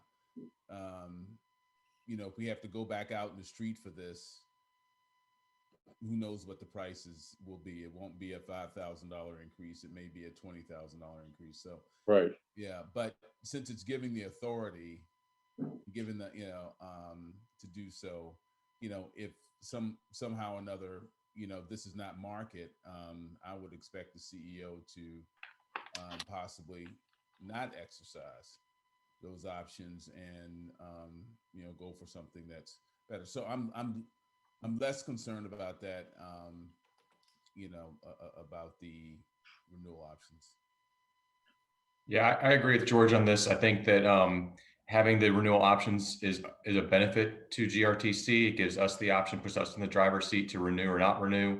And then probably more of a question for Bonnie, but I would imagine that the contract will also have clauses to terminate for convenience or terminate for cause as well. So that should be able to manage and leverage our risk on the contract if they're not performing or anything like that. Those are standard parts of our contracts. Yes, sir. And the business of authority being given to exercise by the CEO for 2 and 4 years in advance, no problem? At this dollar value, at $80,000 for each 2-year term, I think that's appropriate. It sounds like you guys are really happy with this firm, so it's nice to be able to feel like they're going to be able to continue. Are any of these people local? Actually, CHK is, they do work internationally. So as you said, we're really pleased with their work. They are experienced, I believe they work in London and with Metro and DC. So they really know how to make a quality product. And we're very happy with the method that they use. And you're working with them, but they're not in Richmond particularly, they're wherever they are, right? Correct. Right, okay, any further questions or comments? Somebody move that we approve this? So moved. Second. It's been moved and seconded that we approve this contract with CHK America. All in favor say aye. Aye. All opposed? Thank you. Printing services. And this works really in tandem with what you just approved. So all of those materials that I just mentioned, as far as our public timetables, our shop posters, system maps, anything that we need printed. We had a contract since 2019. We were utilizing print expediters for the printing of our posters and Progressive Graphics for the printing of our public timetables. These contracts expired in March. And so in order to continue to be able to print these really important documents that our riders rely on, we went out with an RFP. So that went out on June 22nd. The term of this project is 5 years. So the solicitation closed on July 7th. We received 4 proposals. Again, we created a evaluation committee where we reviewed all of those proposals. We actually put the solicitation out as something that proposers could respond in parts. So if they wanted to only do the work for the printing of the public timetables, they could put in a proposal for that. Or if they wanted to also do the posters and our other miscellaneous materials, they could put in a bid for that. After reviewing everything, we found the cost of the posters for 1 year ranged from $20,000 to $77,000, and the pricing of the public timetables ranged from about 12 cents to about 67 cents per item. So after reviewing, the committee awarded Progressive Graphics the highest score. This was really based on their experience in creating these documents, and also that they offered the lowest price. So Progressive Graphics proposed a price of about $12 per public timetable and about $20,000 per year for our posters and kind of other miscellaneous needs. And this rate was, of course, determined to be fair and reasonable based on our previous purchase history. Again, this will be funded through a combination of federal, state, and local dollars. FY22 grant funding for this project is a combination of 80% 5307 federal dollars with 16% state, 4% local match from our existing prior year grants, currently totaling $223,000. And this grant will be used as the funding source for both the graphic design, as I previously presented, contract and the print contract. GRTC will apply for state grant matches for federal 5307 funds for FY23 through the term of this contract. So the recommendation is that the Board of Directors authorizes the CEO to execute a contract with Progressive Graphics not to exceed $80,000 per year for printing services for a 5-year term with a possible project total not to exceed $400,000. How does this compare with our current cost, Emily? These costs are comparable. All were compared to what we are paying by item on an individual item. So all of our posters are broken down. Each one has a different cost, and we analyzed each of those separately. I like our graphic work, so I'm really appreciate this work. Any further comments or questions? Yeah, I have the same questions in terms of is progressive graphics minority, women, small business, I'm sorry, I'm having a little bit of trouble hearing you. Oh, I'm sorry. I have the same questions regarding progressive graphics that I had with us, THK, as far as are they, SWAMO or disadvantaged business? I do not believe progressive graphics is. Again, some of the proposers may have been, but in reviewing their process and their materials created, we went with progressive graphics due to their experience and the quality of what they make. And I'm just, bringing this up. I just want the staff still to know that this is, still has to be a priority. I'm sure and confident that the best selections were made. But, whenever possible, I would really like to see, I just look at this as, this is, 5-year deal. This is something that could be a make or break for some smaller businesses or what have you. But I understand, the roads must roll. So we've got to do our thing. But I just want to keep that on the forefront of all minds. But I'm very confident in you all selection. Don't take this seriously. Thank you. Mr. Braxton, Progressive Graphics is a small business. Well, there you go. All right. And I think George has made it clear, and I really agree that we cannot stop on this. We have to be attentive in every time you guys do your evaluation in terms of minority and small business participation, and take it into consideration in your work, because we do want it. The whole society wins. We all win when this happens. So if I may just interject quickly, what we do when we're planning a project, we sit down with Antoinette Haynes, who is our diversity liaison. She looks at the contract, she looks at the project, she gets an understanding of the scope, and she makes a determination as to whether we're going to put a goal on the contract, and if we are going to put a goal on the contract, what the goal should be. She reaches out to the community, near and far, to make a to give them a heads up as to what projects we're going to put out, when we're going to put them out. We also work with the Metropolitan Business League. We have a really close relationship with them, so we push out our projects to them pretty much every month, so that they know what's coming out there, and they can alert their membership of what we're trying to do here at GRTC. So we, that is an early part of our planning process for each project. Thank you, Ms. Thompson. All right, so it's, could I have a motion to approve this contract?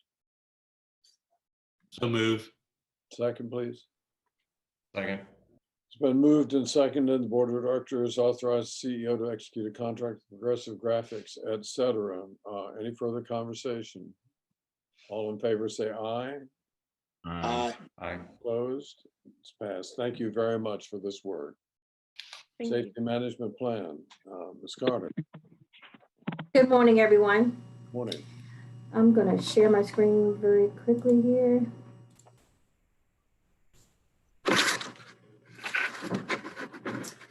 Okay, so last July, the board approved our agency safety plan, which is a plan that's required by the FTA for all public transportation systems that receive federal grant funding, which of course GRTC does.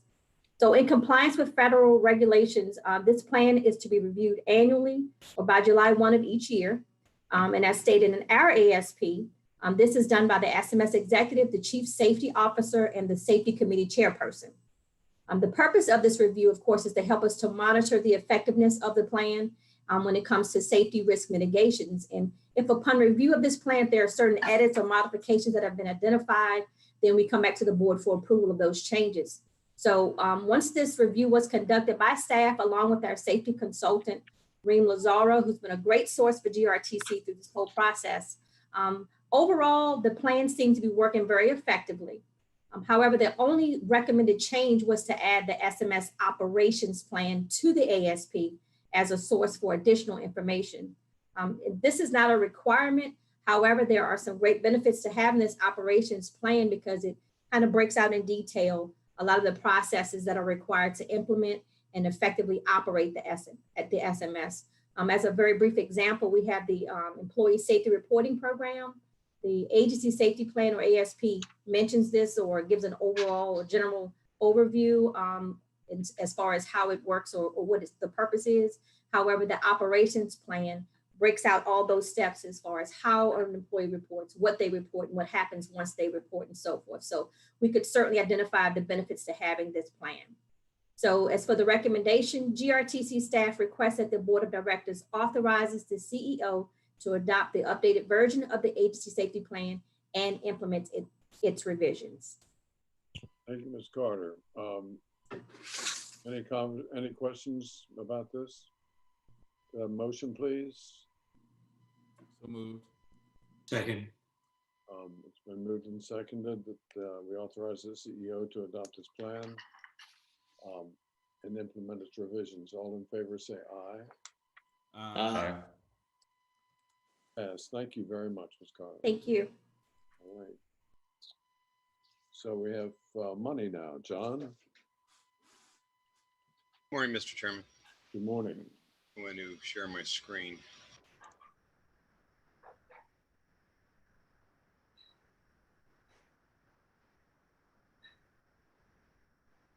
Okay. We're on page 104 of the 103 of the handout, which is the introduction slide. So I'm going to walk you through the financial report for the year-to-date May 2021. So moving along to slide 104, this is our source of funds. This is very consistent with what we've been briefing the board on in the past months. Year-to-date source of funds is unfavorable, $3.6 million. Continue to see favorable performance versus budget in the directly generated funds, which is based upon favorable advertising revenue, which is in the auxiliary transportation revenue, positive 371,000. Offset is in the other agency revenues, unfavorable 158,000 is due to unfavorable interest income versus the budget. Jumping back down to the local governance funds line, it's unfavorable $156,000. As consistent with prior months, the response is that it's due to the impact of the impact of the COVID on the billing in the county of Chesterfield. State of Virginia government funds is favorable versus budget, 2.1 million. And consistent with prior months that we have, the federal funds are unfavorable, $5.87 million versus budget. But as we discussed previously, this is a result of favorable operating expenses. As we'll see in a couple slides, the operating expenses year to date through May are $4.32 million favorable. Therefore, it's less money from the standpoint of the urbanized formula program. That's the exhaustion of the PM portion of the 5307 for the 2020 funds, and then obviously the CARES Act is picking up the loss of revenue due to COVID. However, the favorable performance of state funds offsets some of that. So that's kind of the high level view of the source of funds. Very consistent trend with what we've realized through the prior board briefings. Could you stop on that for just a second, John? The shortfall in agency revenues, 158,000. Is that, what is that? Right on the line here, the local government line? No, up. Sorry, the other agency revenues. That's in that category. That's where the interest income, the budget contemplated a much higher return. But as you're aware, in the first 5 months of the year, the cash balances were lower and so forth until we started getting funding sources. So that's I think combination that the cash balances were low combined with, I think that the budget was just a little bit too aggressive with respect to interest income.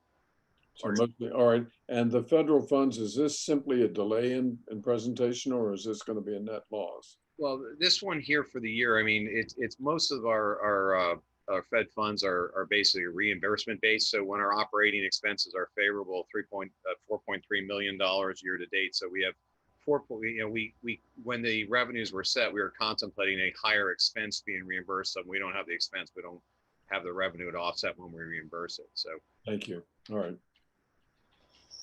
So it's not a timing issue. It's just there may be a little bit, but the main driver is, as we'll see in the operating expenses, headcount and labor expenses are very favorable, so we don't have anything to reimburse for.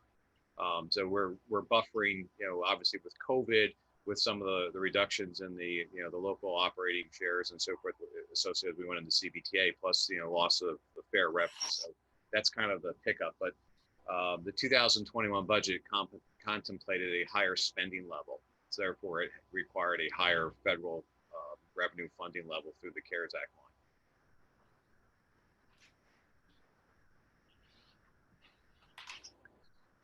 line. So moving on, slide 105 is basically the charts, the table and chart view of the same information I just presented. Won't spend a lot of time on there.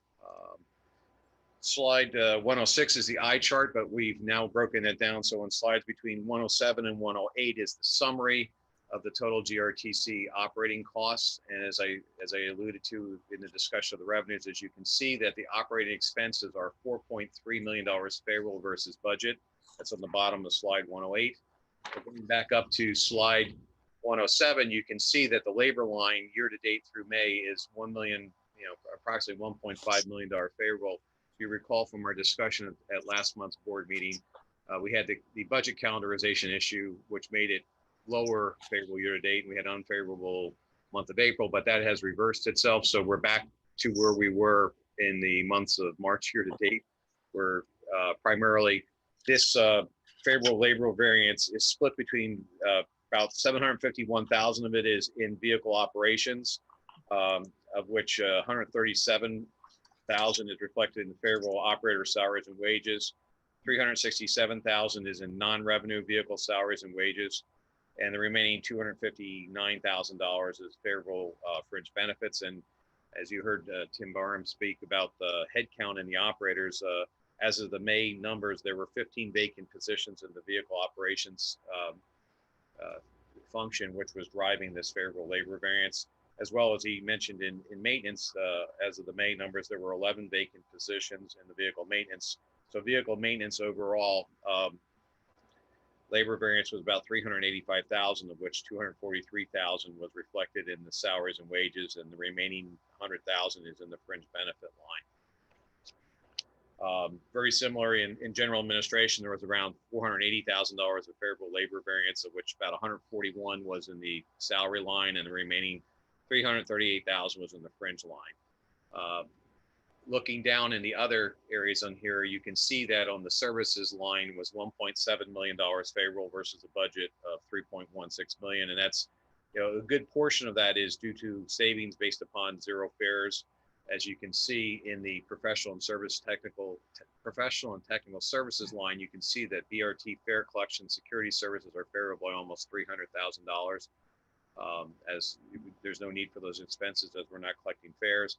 And the other portion of it is basically the contract maintenance services line is almost $900,000 favorable. And that's primarily due to, I would assume timing, or the assumptions that went into the 2021 budget about the level of maintenance projects that would be done versus the actual timing of those.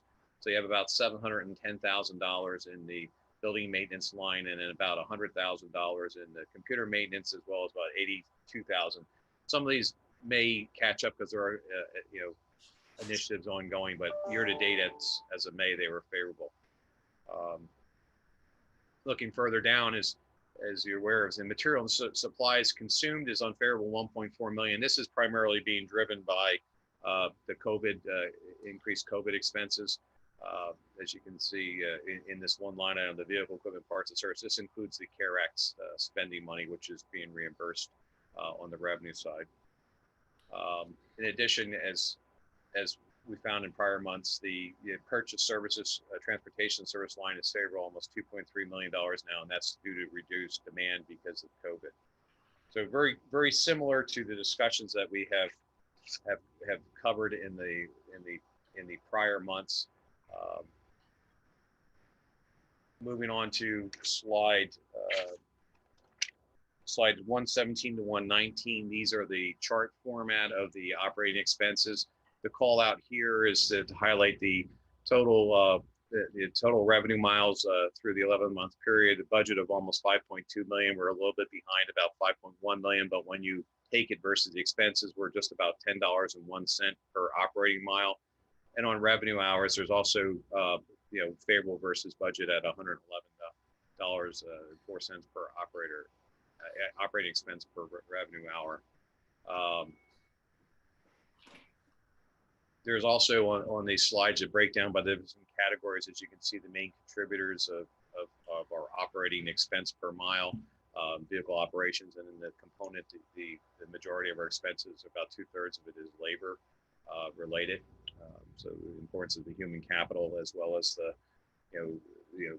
impact on our operating expense with the vacancies. Coming down here, as I alluded to, the head count, you can see that the 11 vacant positions in the maintenance group and 15 of them in the transportation, and hence the importance of the recruiting efforts, which Cheryl and Julie will talk about a little later in the meeting. So also looking at it, you heard Tony Bird talk about covering the PMs and so forth. You can see the level of overtime hours in the month of May. In maintenance, there was about 983 hours of overtime in maintenance, and there was about 6,000. A little over 6,000 hours in operator overtime in the month of May, which in order to achieve the results and customer service levels. Moving on to slide 120, here's our statement of income. Pulling from the source of funds as well the operating expenses. You can see here in the upper right hand corner, operating revenue is favorable versus budget, 426,000. That's on the strength of the advertising revenue, and you can see down here in the total other income, the unfavorable 141,000, which is primarily due to interest income being behind budget, or probably the budget was more aggressive. And then you can see here in the operating contributions, primarily due to the federal funds contribution is unfavorable 3.9 million. But as I mentioned, as for the operation expenses, they're favorable versus budget 4.3 million. So year to date, we're surplus of revenues over operating expenses about a little under $700,000. And you can see all areas to some extent are favorable. The call out on the equipment and facility is this here is slightly positive, which is due to the favorable labor expenses, but this is also offset by the COVID expenses, which are driving the reduction in on the transportation. We saw the favorable labor expenses on the previous chart, but this is also being offset by a little bit by higher than budgeted pension expenses associated with the new contract with the company contribution rates and so forth. So it's kind of the ones I just want to highlight there. On the balance sheet, which I apologize, somehow I did not get into your package, so it's not in your sheets, but I wanted to talk about it. Still, the trends that we've been talking about in the prior months, the trend upward from 2020 shows a strengthening of the balance sheet as evidenced by the cash position. And in here, you can see, there's nothing really to call out other than our growth in our restricted funds, which is our CBTA special fund, which we have both at Wells Fargo and combined with LGIP. And you can see the components of it in the capital section as well. It's restricted for the CBTA. Moving into slide on page 121, we have the cash flow projection. Just wanted to note here the ending number in the month of June is 104,000. In our report at the June meeting, we were calling for a projection around 2.4 million. This variance is just due to the May federal reimbursement of $2.2 million, which was processed in the month of July as opposed to June. So it's just swing, and you'll see it reflected in the expected July federal money of $4.5 million. No concerns here. And our trend, as you probably have noticed from my prior briefings, is that we start out higher in the beginning of the quarter, which is when we're going to receive funding from CBTA, as well as in fiscal 2022 invoicing, the city of Richmond, as well as the counties of Chesterfield and Henrico, and then it works its way down through the end of the quarter, and then it builds back up at the quarter. So you're going to start seeing that kind of wave pattern as we report. As you can see here, projected, we're increasing, and then we're going down by the end of September. Moving over to slide 122 on the CBTA. I've included a little bit more. I've extended this through the end of June because our quarterly report is due to CBTA by August 15th. So I just wanted to share with the members of the board here. This is a little more detailed than we share with CBTA, but highlights of here is our balance at the end of March 31st was about 9.8 million. During the quarter, we had receipts of April, which was in April 27, we received our March, April, and May monies in April, May, and June. So we received about $6.6 million, and our expenditures, which are basically for the 2021 Regional Public Transportation Plan with Michael Baker, were paid for about $28,000 during this quarter, leaving us with a balance at the end of June of around $16.3 million. And that $16.3 million is comprised basically, there was a $200,000 allotted for the Regional Public Transportation Plan. That would be fiscal 2021. So about $101,000 of that is left. And then the remaining $16.2 million is basically restricted funds for the GRTC's fiscal year 2022 operating and capital expenses, which was a component of the adopted 2022 budget that we passed at the last board meeting. And the bottom section right here is just showing that currently at the end of June, there was about $3.3 million of the CBTA money that resided in Wells Fargo, and that was and then the remaining portion of $13 million is invested in the state of Virginia LGIP extended maturity. So what our plans and what occurred is that we're going to fund on a quarterly basis a quarter of the CBTA operating fund. So on July 1st, we transferred $3.1 million out of the Wells Fargo over to GRTC operating expenses for the first quarter, for first part of the first quarter funding of operating and CapEx expenditures, and the remaining 1.825 million will transfer from Wells Fargo after the receipt of the July CBTA distribution. So we don't provide all this detail when we submit this report to CBTA in the month of August. So we kind of basically will stop at the balance at the end of June, but we wanted to provide the details to members of the board here so you understand where the funds are and how they're being invested and where they reside. So based upon this, those are all my planned comments. I'll open the floor for any questions.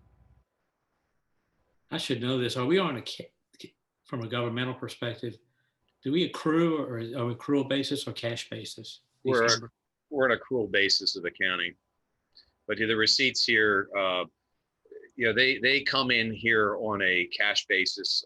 So the funds that GRTC has received since the end of March, we received about $16.4 million of cash deposits from CBTA into our accounts. I asked, mainly looking at page 120, where I see the red numbers relative to CARES Act and the federal funding, and didn't know if that was if you're on accrual, then that truly is the deficit there. Yeah, it's an accrual. It's an accrual basis of accounting. We do at year end we'll have much more rigorous accruals as we close out the year, which we're kind of in our year end closing.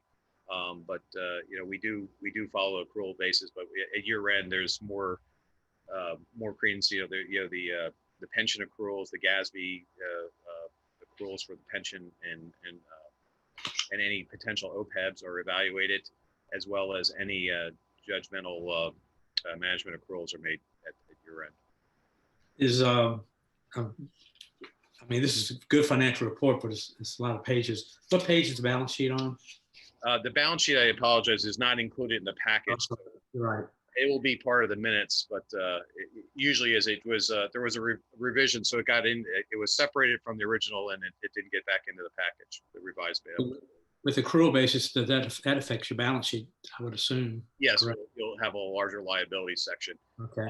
In the prior month, like in the last month's briefing, you'll recall that we had an increase in the in the miscellaneous liabilities, and that was due to late arriving invoices. So we did accrue them because they're material.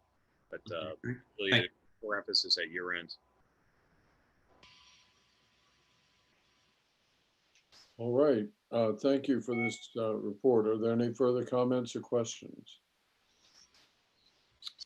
I appreciate the details. I'll say that. Of course, that's what I deal with every day. But yeah, I appreciate it too, John. Mr. Zinzarella, your work is extremely encouraging, and the care with which you're doing it is really important to the success of this operation.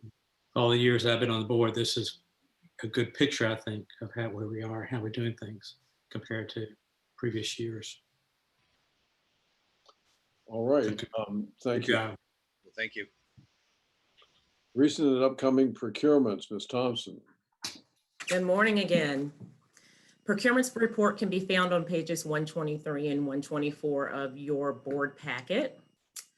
There were no board chair authorizations needed for procurements between $50,000 and $250,000 between the June and July board meetings. On another note, you will find that this month's procurement report looks a little different. We have added 2 additional columns of information. The first new column is a notation of whether or not the budget for the project was approved by the board, and if it was approved, which fiscal year the approval was granted.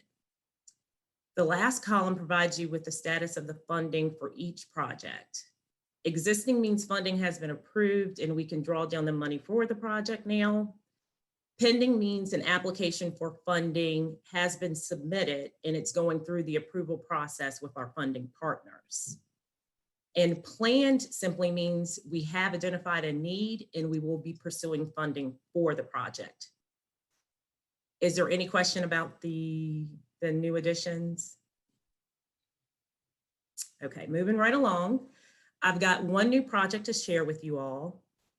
Information Systems is planning a data network server expansion, which will provide us with additional network switch capacity, Wi-Fi coverage, and more storage and memory space for our server farm as we continue to grow and store more data as a result. The board did approve this project, budgeted at $115,000 in FY21. This project is pending funding, and if all goes well with the funding process, we plan to bring an award recommendation to you all in the fall. That is the end of my updates for you all. Unless you have any other questions, this completes my report. So just looking, that's a really wide range of low and high. Are you looking at ERP? I'm looking at, yeah, on 1 million to 4.5 million. I'll let Rob expand on that. It just depends on the options. Once we get back the proposals, there's different modules, if you will, but Rob can articulate this a lot better than I can. And before, Rob, before you jump in, if I can remind the board that while these are the amounts that are being budgeted and planned, and while they might be included in a budget, they're not awarded contracts. And so there will be multiple times where these continue to come before you for approvals or rejections prior to implementation. Go ahead, Rob. I was just going to summarize, Dr. Campbell, if you remember in 2 board meetings ago, I went through the ERP presentation and explained the various options as we were going out to RFP. That RFP process, they are due back Friday, and we're going to start the review of those. But there is that broad range of the various solutions that could potentially come up as part of that response. And so what you're seeing here is what our partner, Plant Moran, who's been assisting us with this, is their independent cost estimate ranges. So those are not actual figures of what our final chosen solution will cost, but that's the range where they could fall in based on the options and what comes back from the various respondents. All right, so I will be looking forward to that. Mr. Chairman, if I might also add, one of the reasons why I feel there's significant value in this particular report goes back to what Mr. Braxton commented on earlier in the meeting. In the analysis of small businesses, DBEs, minority-owned businesses, women-owned businesses, by putting this information out as early as possible, it allows those businesses to also, if they're watching, besides us putting out publicly, to start preparing for and getting a head start on their submission to us, and allows us to also do a little bit more research on where we might be able to increase that participation. This report just gives us that extra transparency. Besides letting the board itself know what's coming up and where we're going, it also lets possible vendors know. Okay. And I'll just add that this report, all of the planned procurements is also posted on GRTC's website and updated monthly, weekly as needed, so that everyone has a current view of what we're planning to do. And we do get a lot of feedback from that, from the posting as well, so. Yeah, this is a good thing, Tanya, this report. Thank you for doing this. Any further comments or questions? All right, finally, Cheryl, operator of recruitment pay and staff performance plan. Yes, sir. Yeah. So it's no secret, you all are aware that we're having trouble recruiting and hiring operators. While this is not unique to GRTC, we feel like our lower starting rate doesn't help our recruitment efforts. Currently, our starting wages for operators gross around $33,000 annually at $16.11 per hour. We are competing with the surrounding school systems and VCU for CDL employees, and we need to increase our starting wage rate.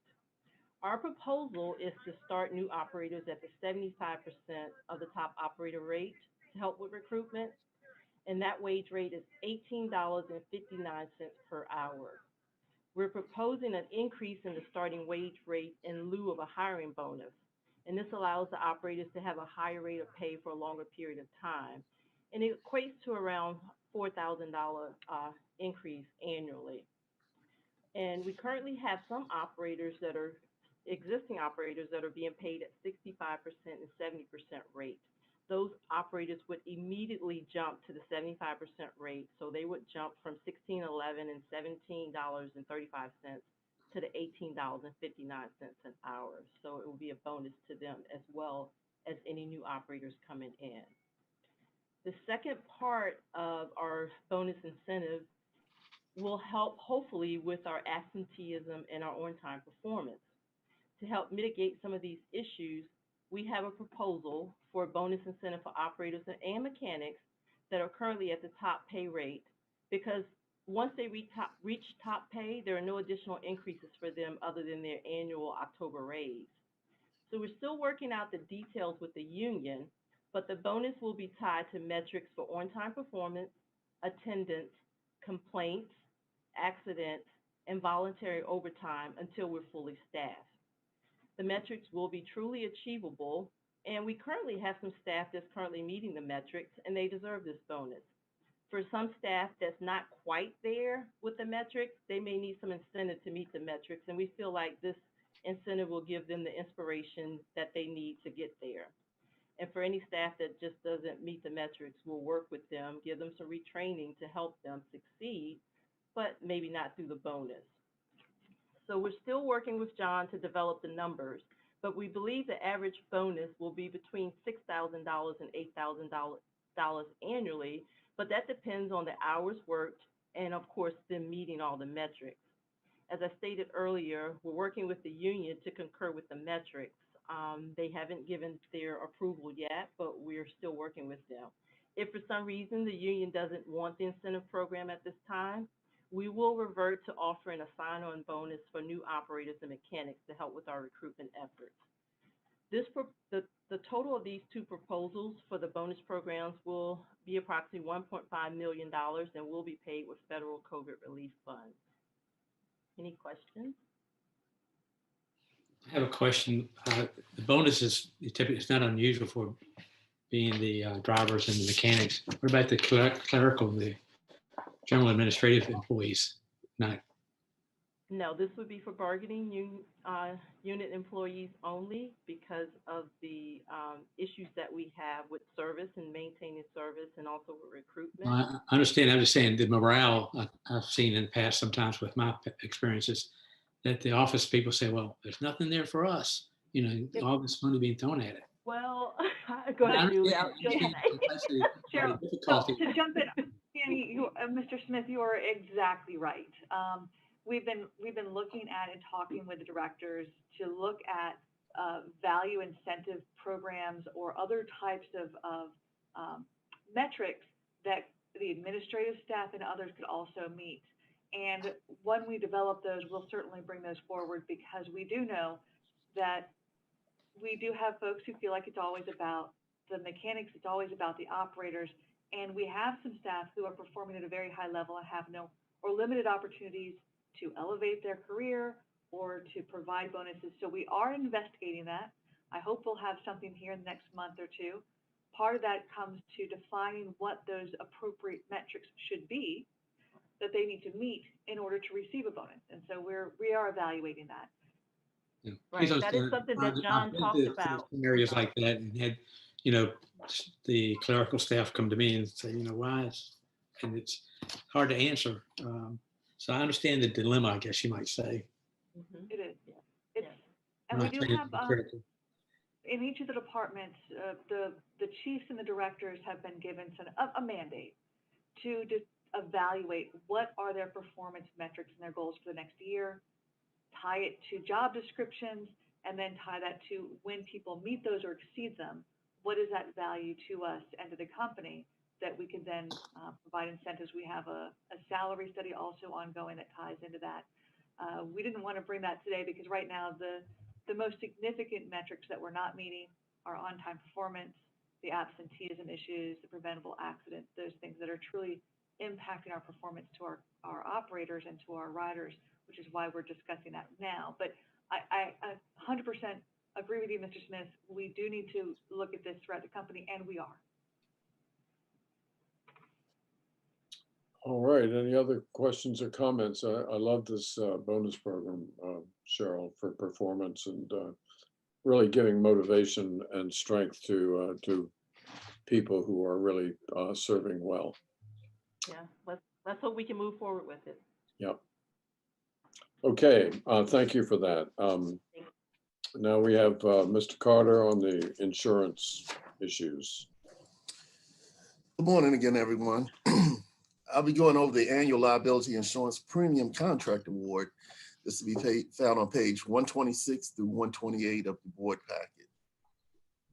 Just to give you a little bit of background, every year GRTC must renew liability coverages for general liability, auto liability, for paratransit and fixed route units, umbrella, excess liability coverage, employment practices, fiduciary liability, crime insurance, cyber insurance, and professional liability coverages.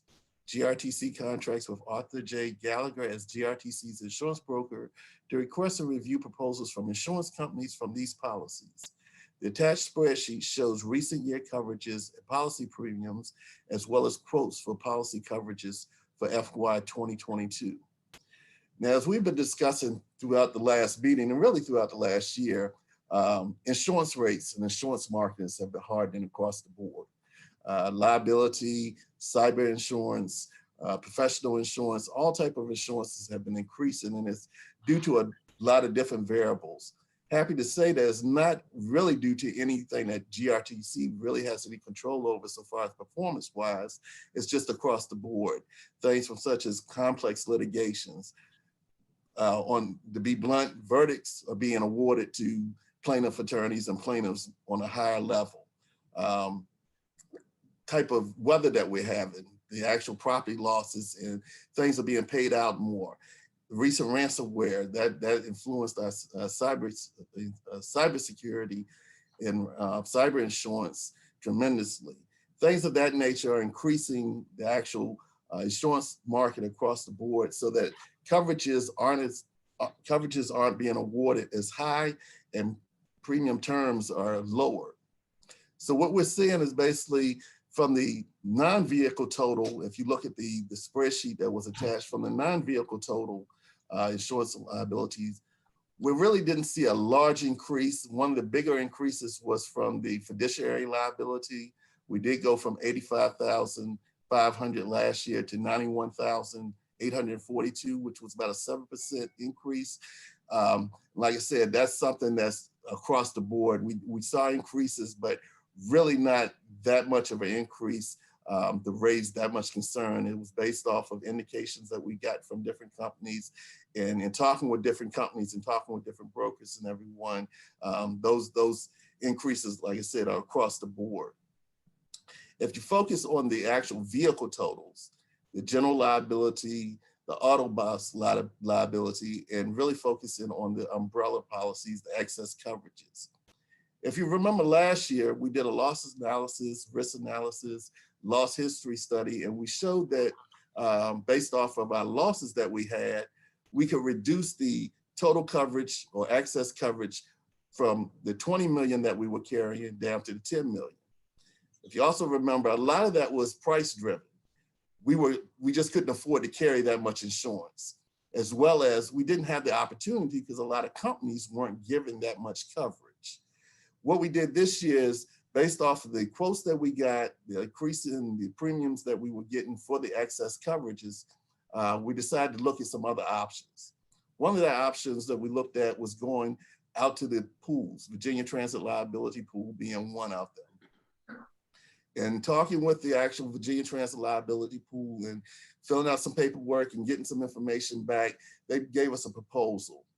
And the proposal came back at one option, which was $10 million in total coverage for $855,995 for a total 12 month of $929,424. And then option 3, which was $19.65 million, $20 million in coverage for $998,850 for a total 12 year of what $1,072,279. So what we did was we looked at that information, and the numbers came back with such great value so far as the coverage, and being able to get back to our, so far as excess coverage, where we were prior to last year, because with the complex litigations and things going up and costing and verdicts being awarded like they are, all it takes is that one tragic event that could put us over the edge, and we don't want to be in that situation.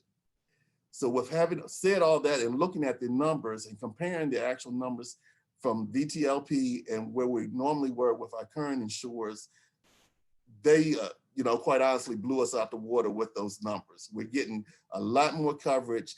In fact, we're getting a lot more coverage at a lesser rate so far as a premium. We looked at it, we decided to go with those numbers based off of the actual studies and everything. We felt that going with option 3 with Virginia Transit Liability Pool, on top of going with the non-vehicle totals, so for a total of $1,229,759 was the best option to go, as we're getting more coverage and less premium being owed. Also in consideration with a lot of these options, we had to take into consideration that our SIR, or our deductible, with the deductible currently at $350,000, some of these policies and some of these coverages, the premium would be a little bit lower, but we'd be taking on a higher deductible. In some situations, we were taking on $1 million deductible, and we were still getting lesser coverage, and we were still paying higher premiums.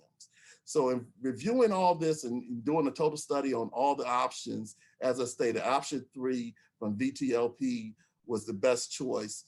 And the staff, GRTC staff, recommended that the board authorize or approves the CEO to enter into the policy contracts for general liability, auto liability, for paratransit and fixed route units, umbrella, excess liability coverage, employment practices, fiduciary liability, crime insurance, cyber insurance, and professional liability coverage as the quoted rates for FY 2022 under option 3, which includes contracted the vehicle-related policies to Virginia Transit Liability Pool and increasing excess coverage back to 20 million. Total contracted value would not exceed $1,146,522. Thank you. Very detailed presentation, Mr. Carter. Could I have a motion to this effect, and then we'll discuss it, if any? So moved. Second. Someone? Will someone second the motion? Second.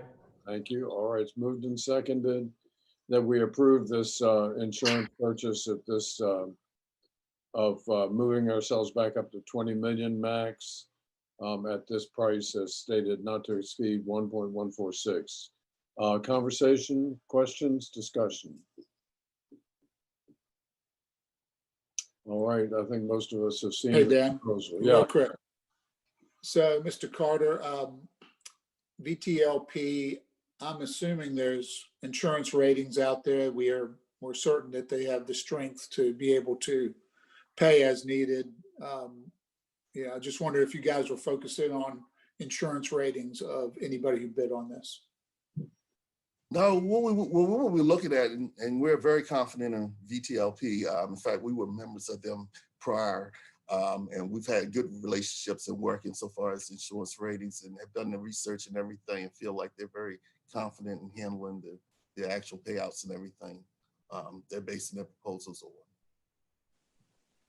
Yeah, I think we want to really, I want to encourage staff to, insurance ratings have always been an important underwriting guideline in my world. So I think it's important to understand what those ratings are for anybody that we have bidding on insurance products, particularly for a $20 million potential need. Yes, sir. Thank you. Eldridge. Yeah, we were with VTA for many years, and we decided what reason to move away.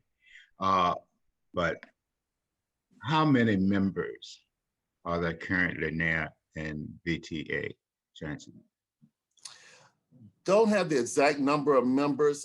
One of the actual studies that we did was as far as joining a couple of their meetings and talking with some of the different transit associations that are part of VTA. That was one of the things that we actually looked at so far as gauging the coverage that we had. We found that some of the transit agencies that are part of VTA that were somewhat smaller than us actually have more coverage than us. So to give you an exact number, I don't have that, but we have talked with some of the different transit agencies that are part of VTA and have gotten very impressive recommendations from them. Yeah, they have always been good and work well with GRTC. Julie, do you know whether or not HRT is with the Virginia Transit Liability Pool? A member? I do not know, but we can find out. And Tony, if you don't know, we can find out. We can definitely find that out. I don't believe they are, but I can definitely look into that and find that out. Just curious. Thank you. Thank you. And Gary, VTLP doesn't hold the entire amount. They have reinsurers themselves, so we can check the ratings of the people that they use for the reinsurance. Yeah, insurance companies have insurance companies. Correct. Exactly. Yes. Okay, further comments? All right, it's been moved and seconded that we approve this work, and thanks for this work, Tony. That we approve this contract for liability insurance. All in favor, say aye. Aye. Aye. All opposed? That's it. It's been approved. Thank you. Thank you. All right. Now we go to the CEO's report. Thank you. Mr. Chairman, members of the board, I had talked to staff that I was confident we would make this meeting an hour and a half long, and I was off by a significant amount. So I will run through this report as quickly as I can. Mostly it's related to COVID activities, As expected, the COVID state of emergency for Virginia did expire on June 30th, as we discussed last month. With that expiration, DOLE's, Department of Labor and Industry, their final permanent standard regarding COVID is under public comment until June 30th. I had previously thought that would be a 2-week review. It is a 4-week review.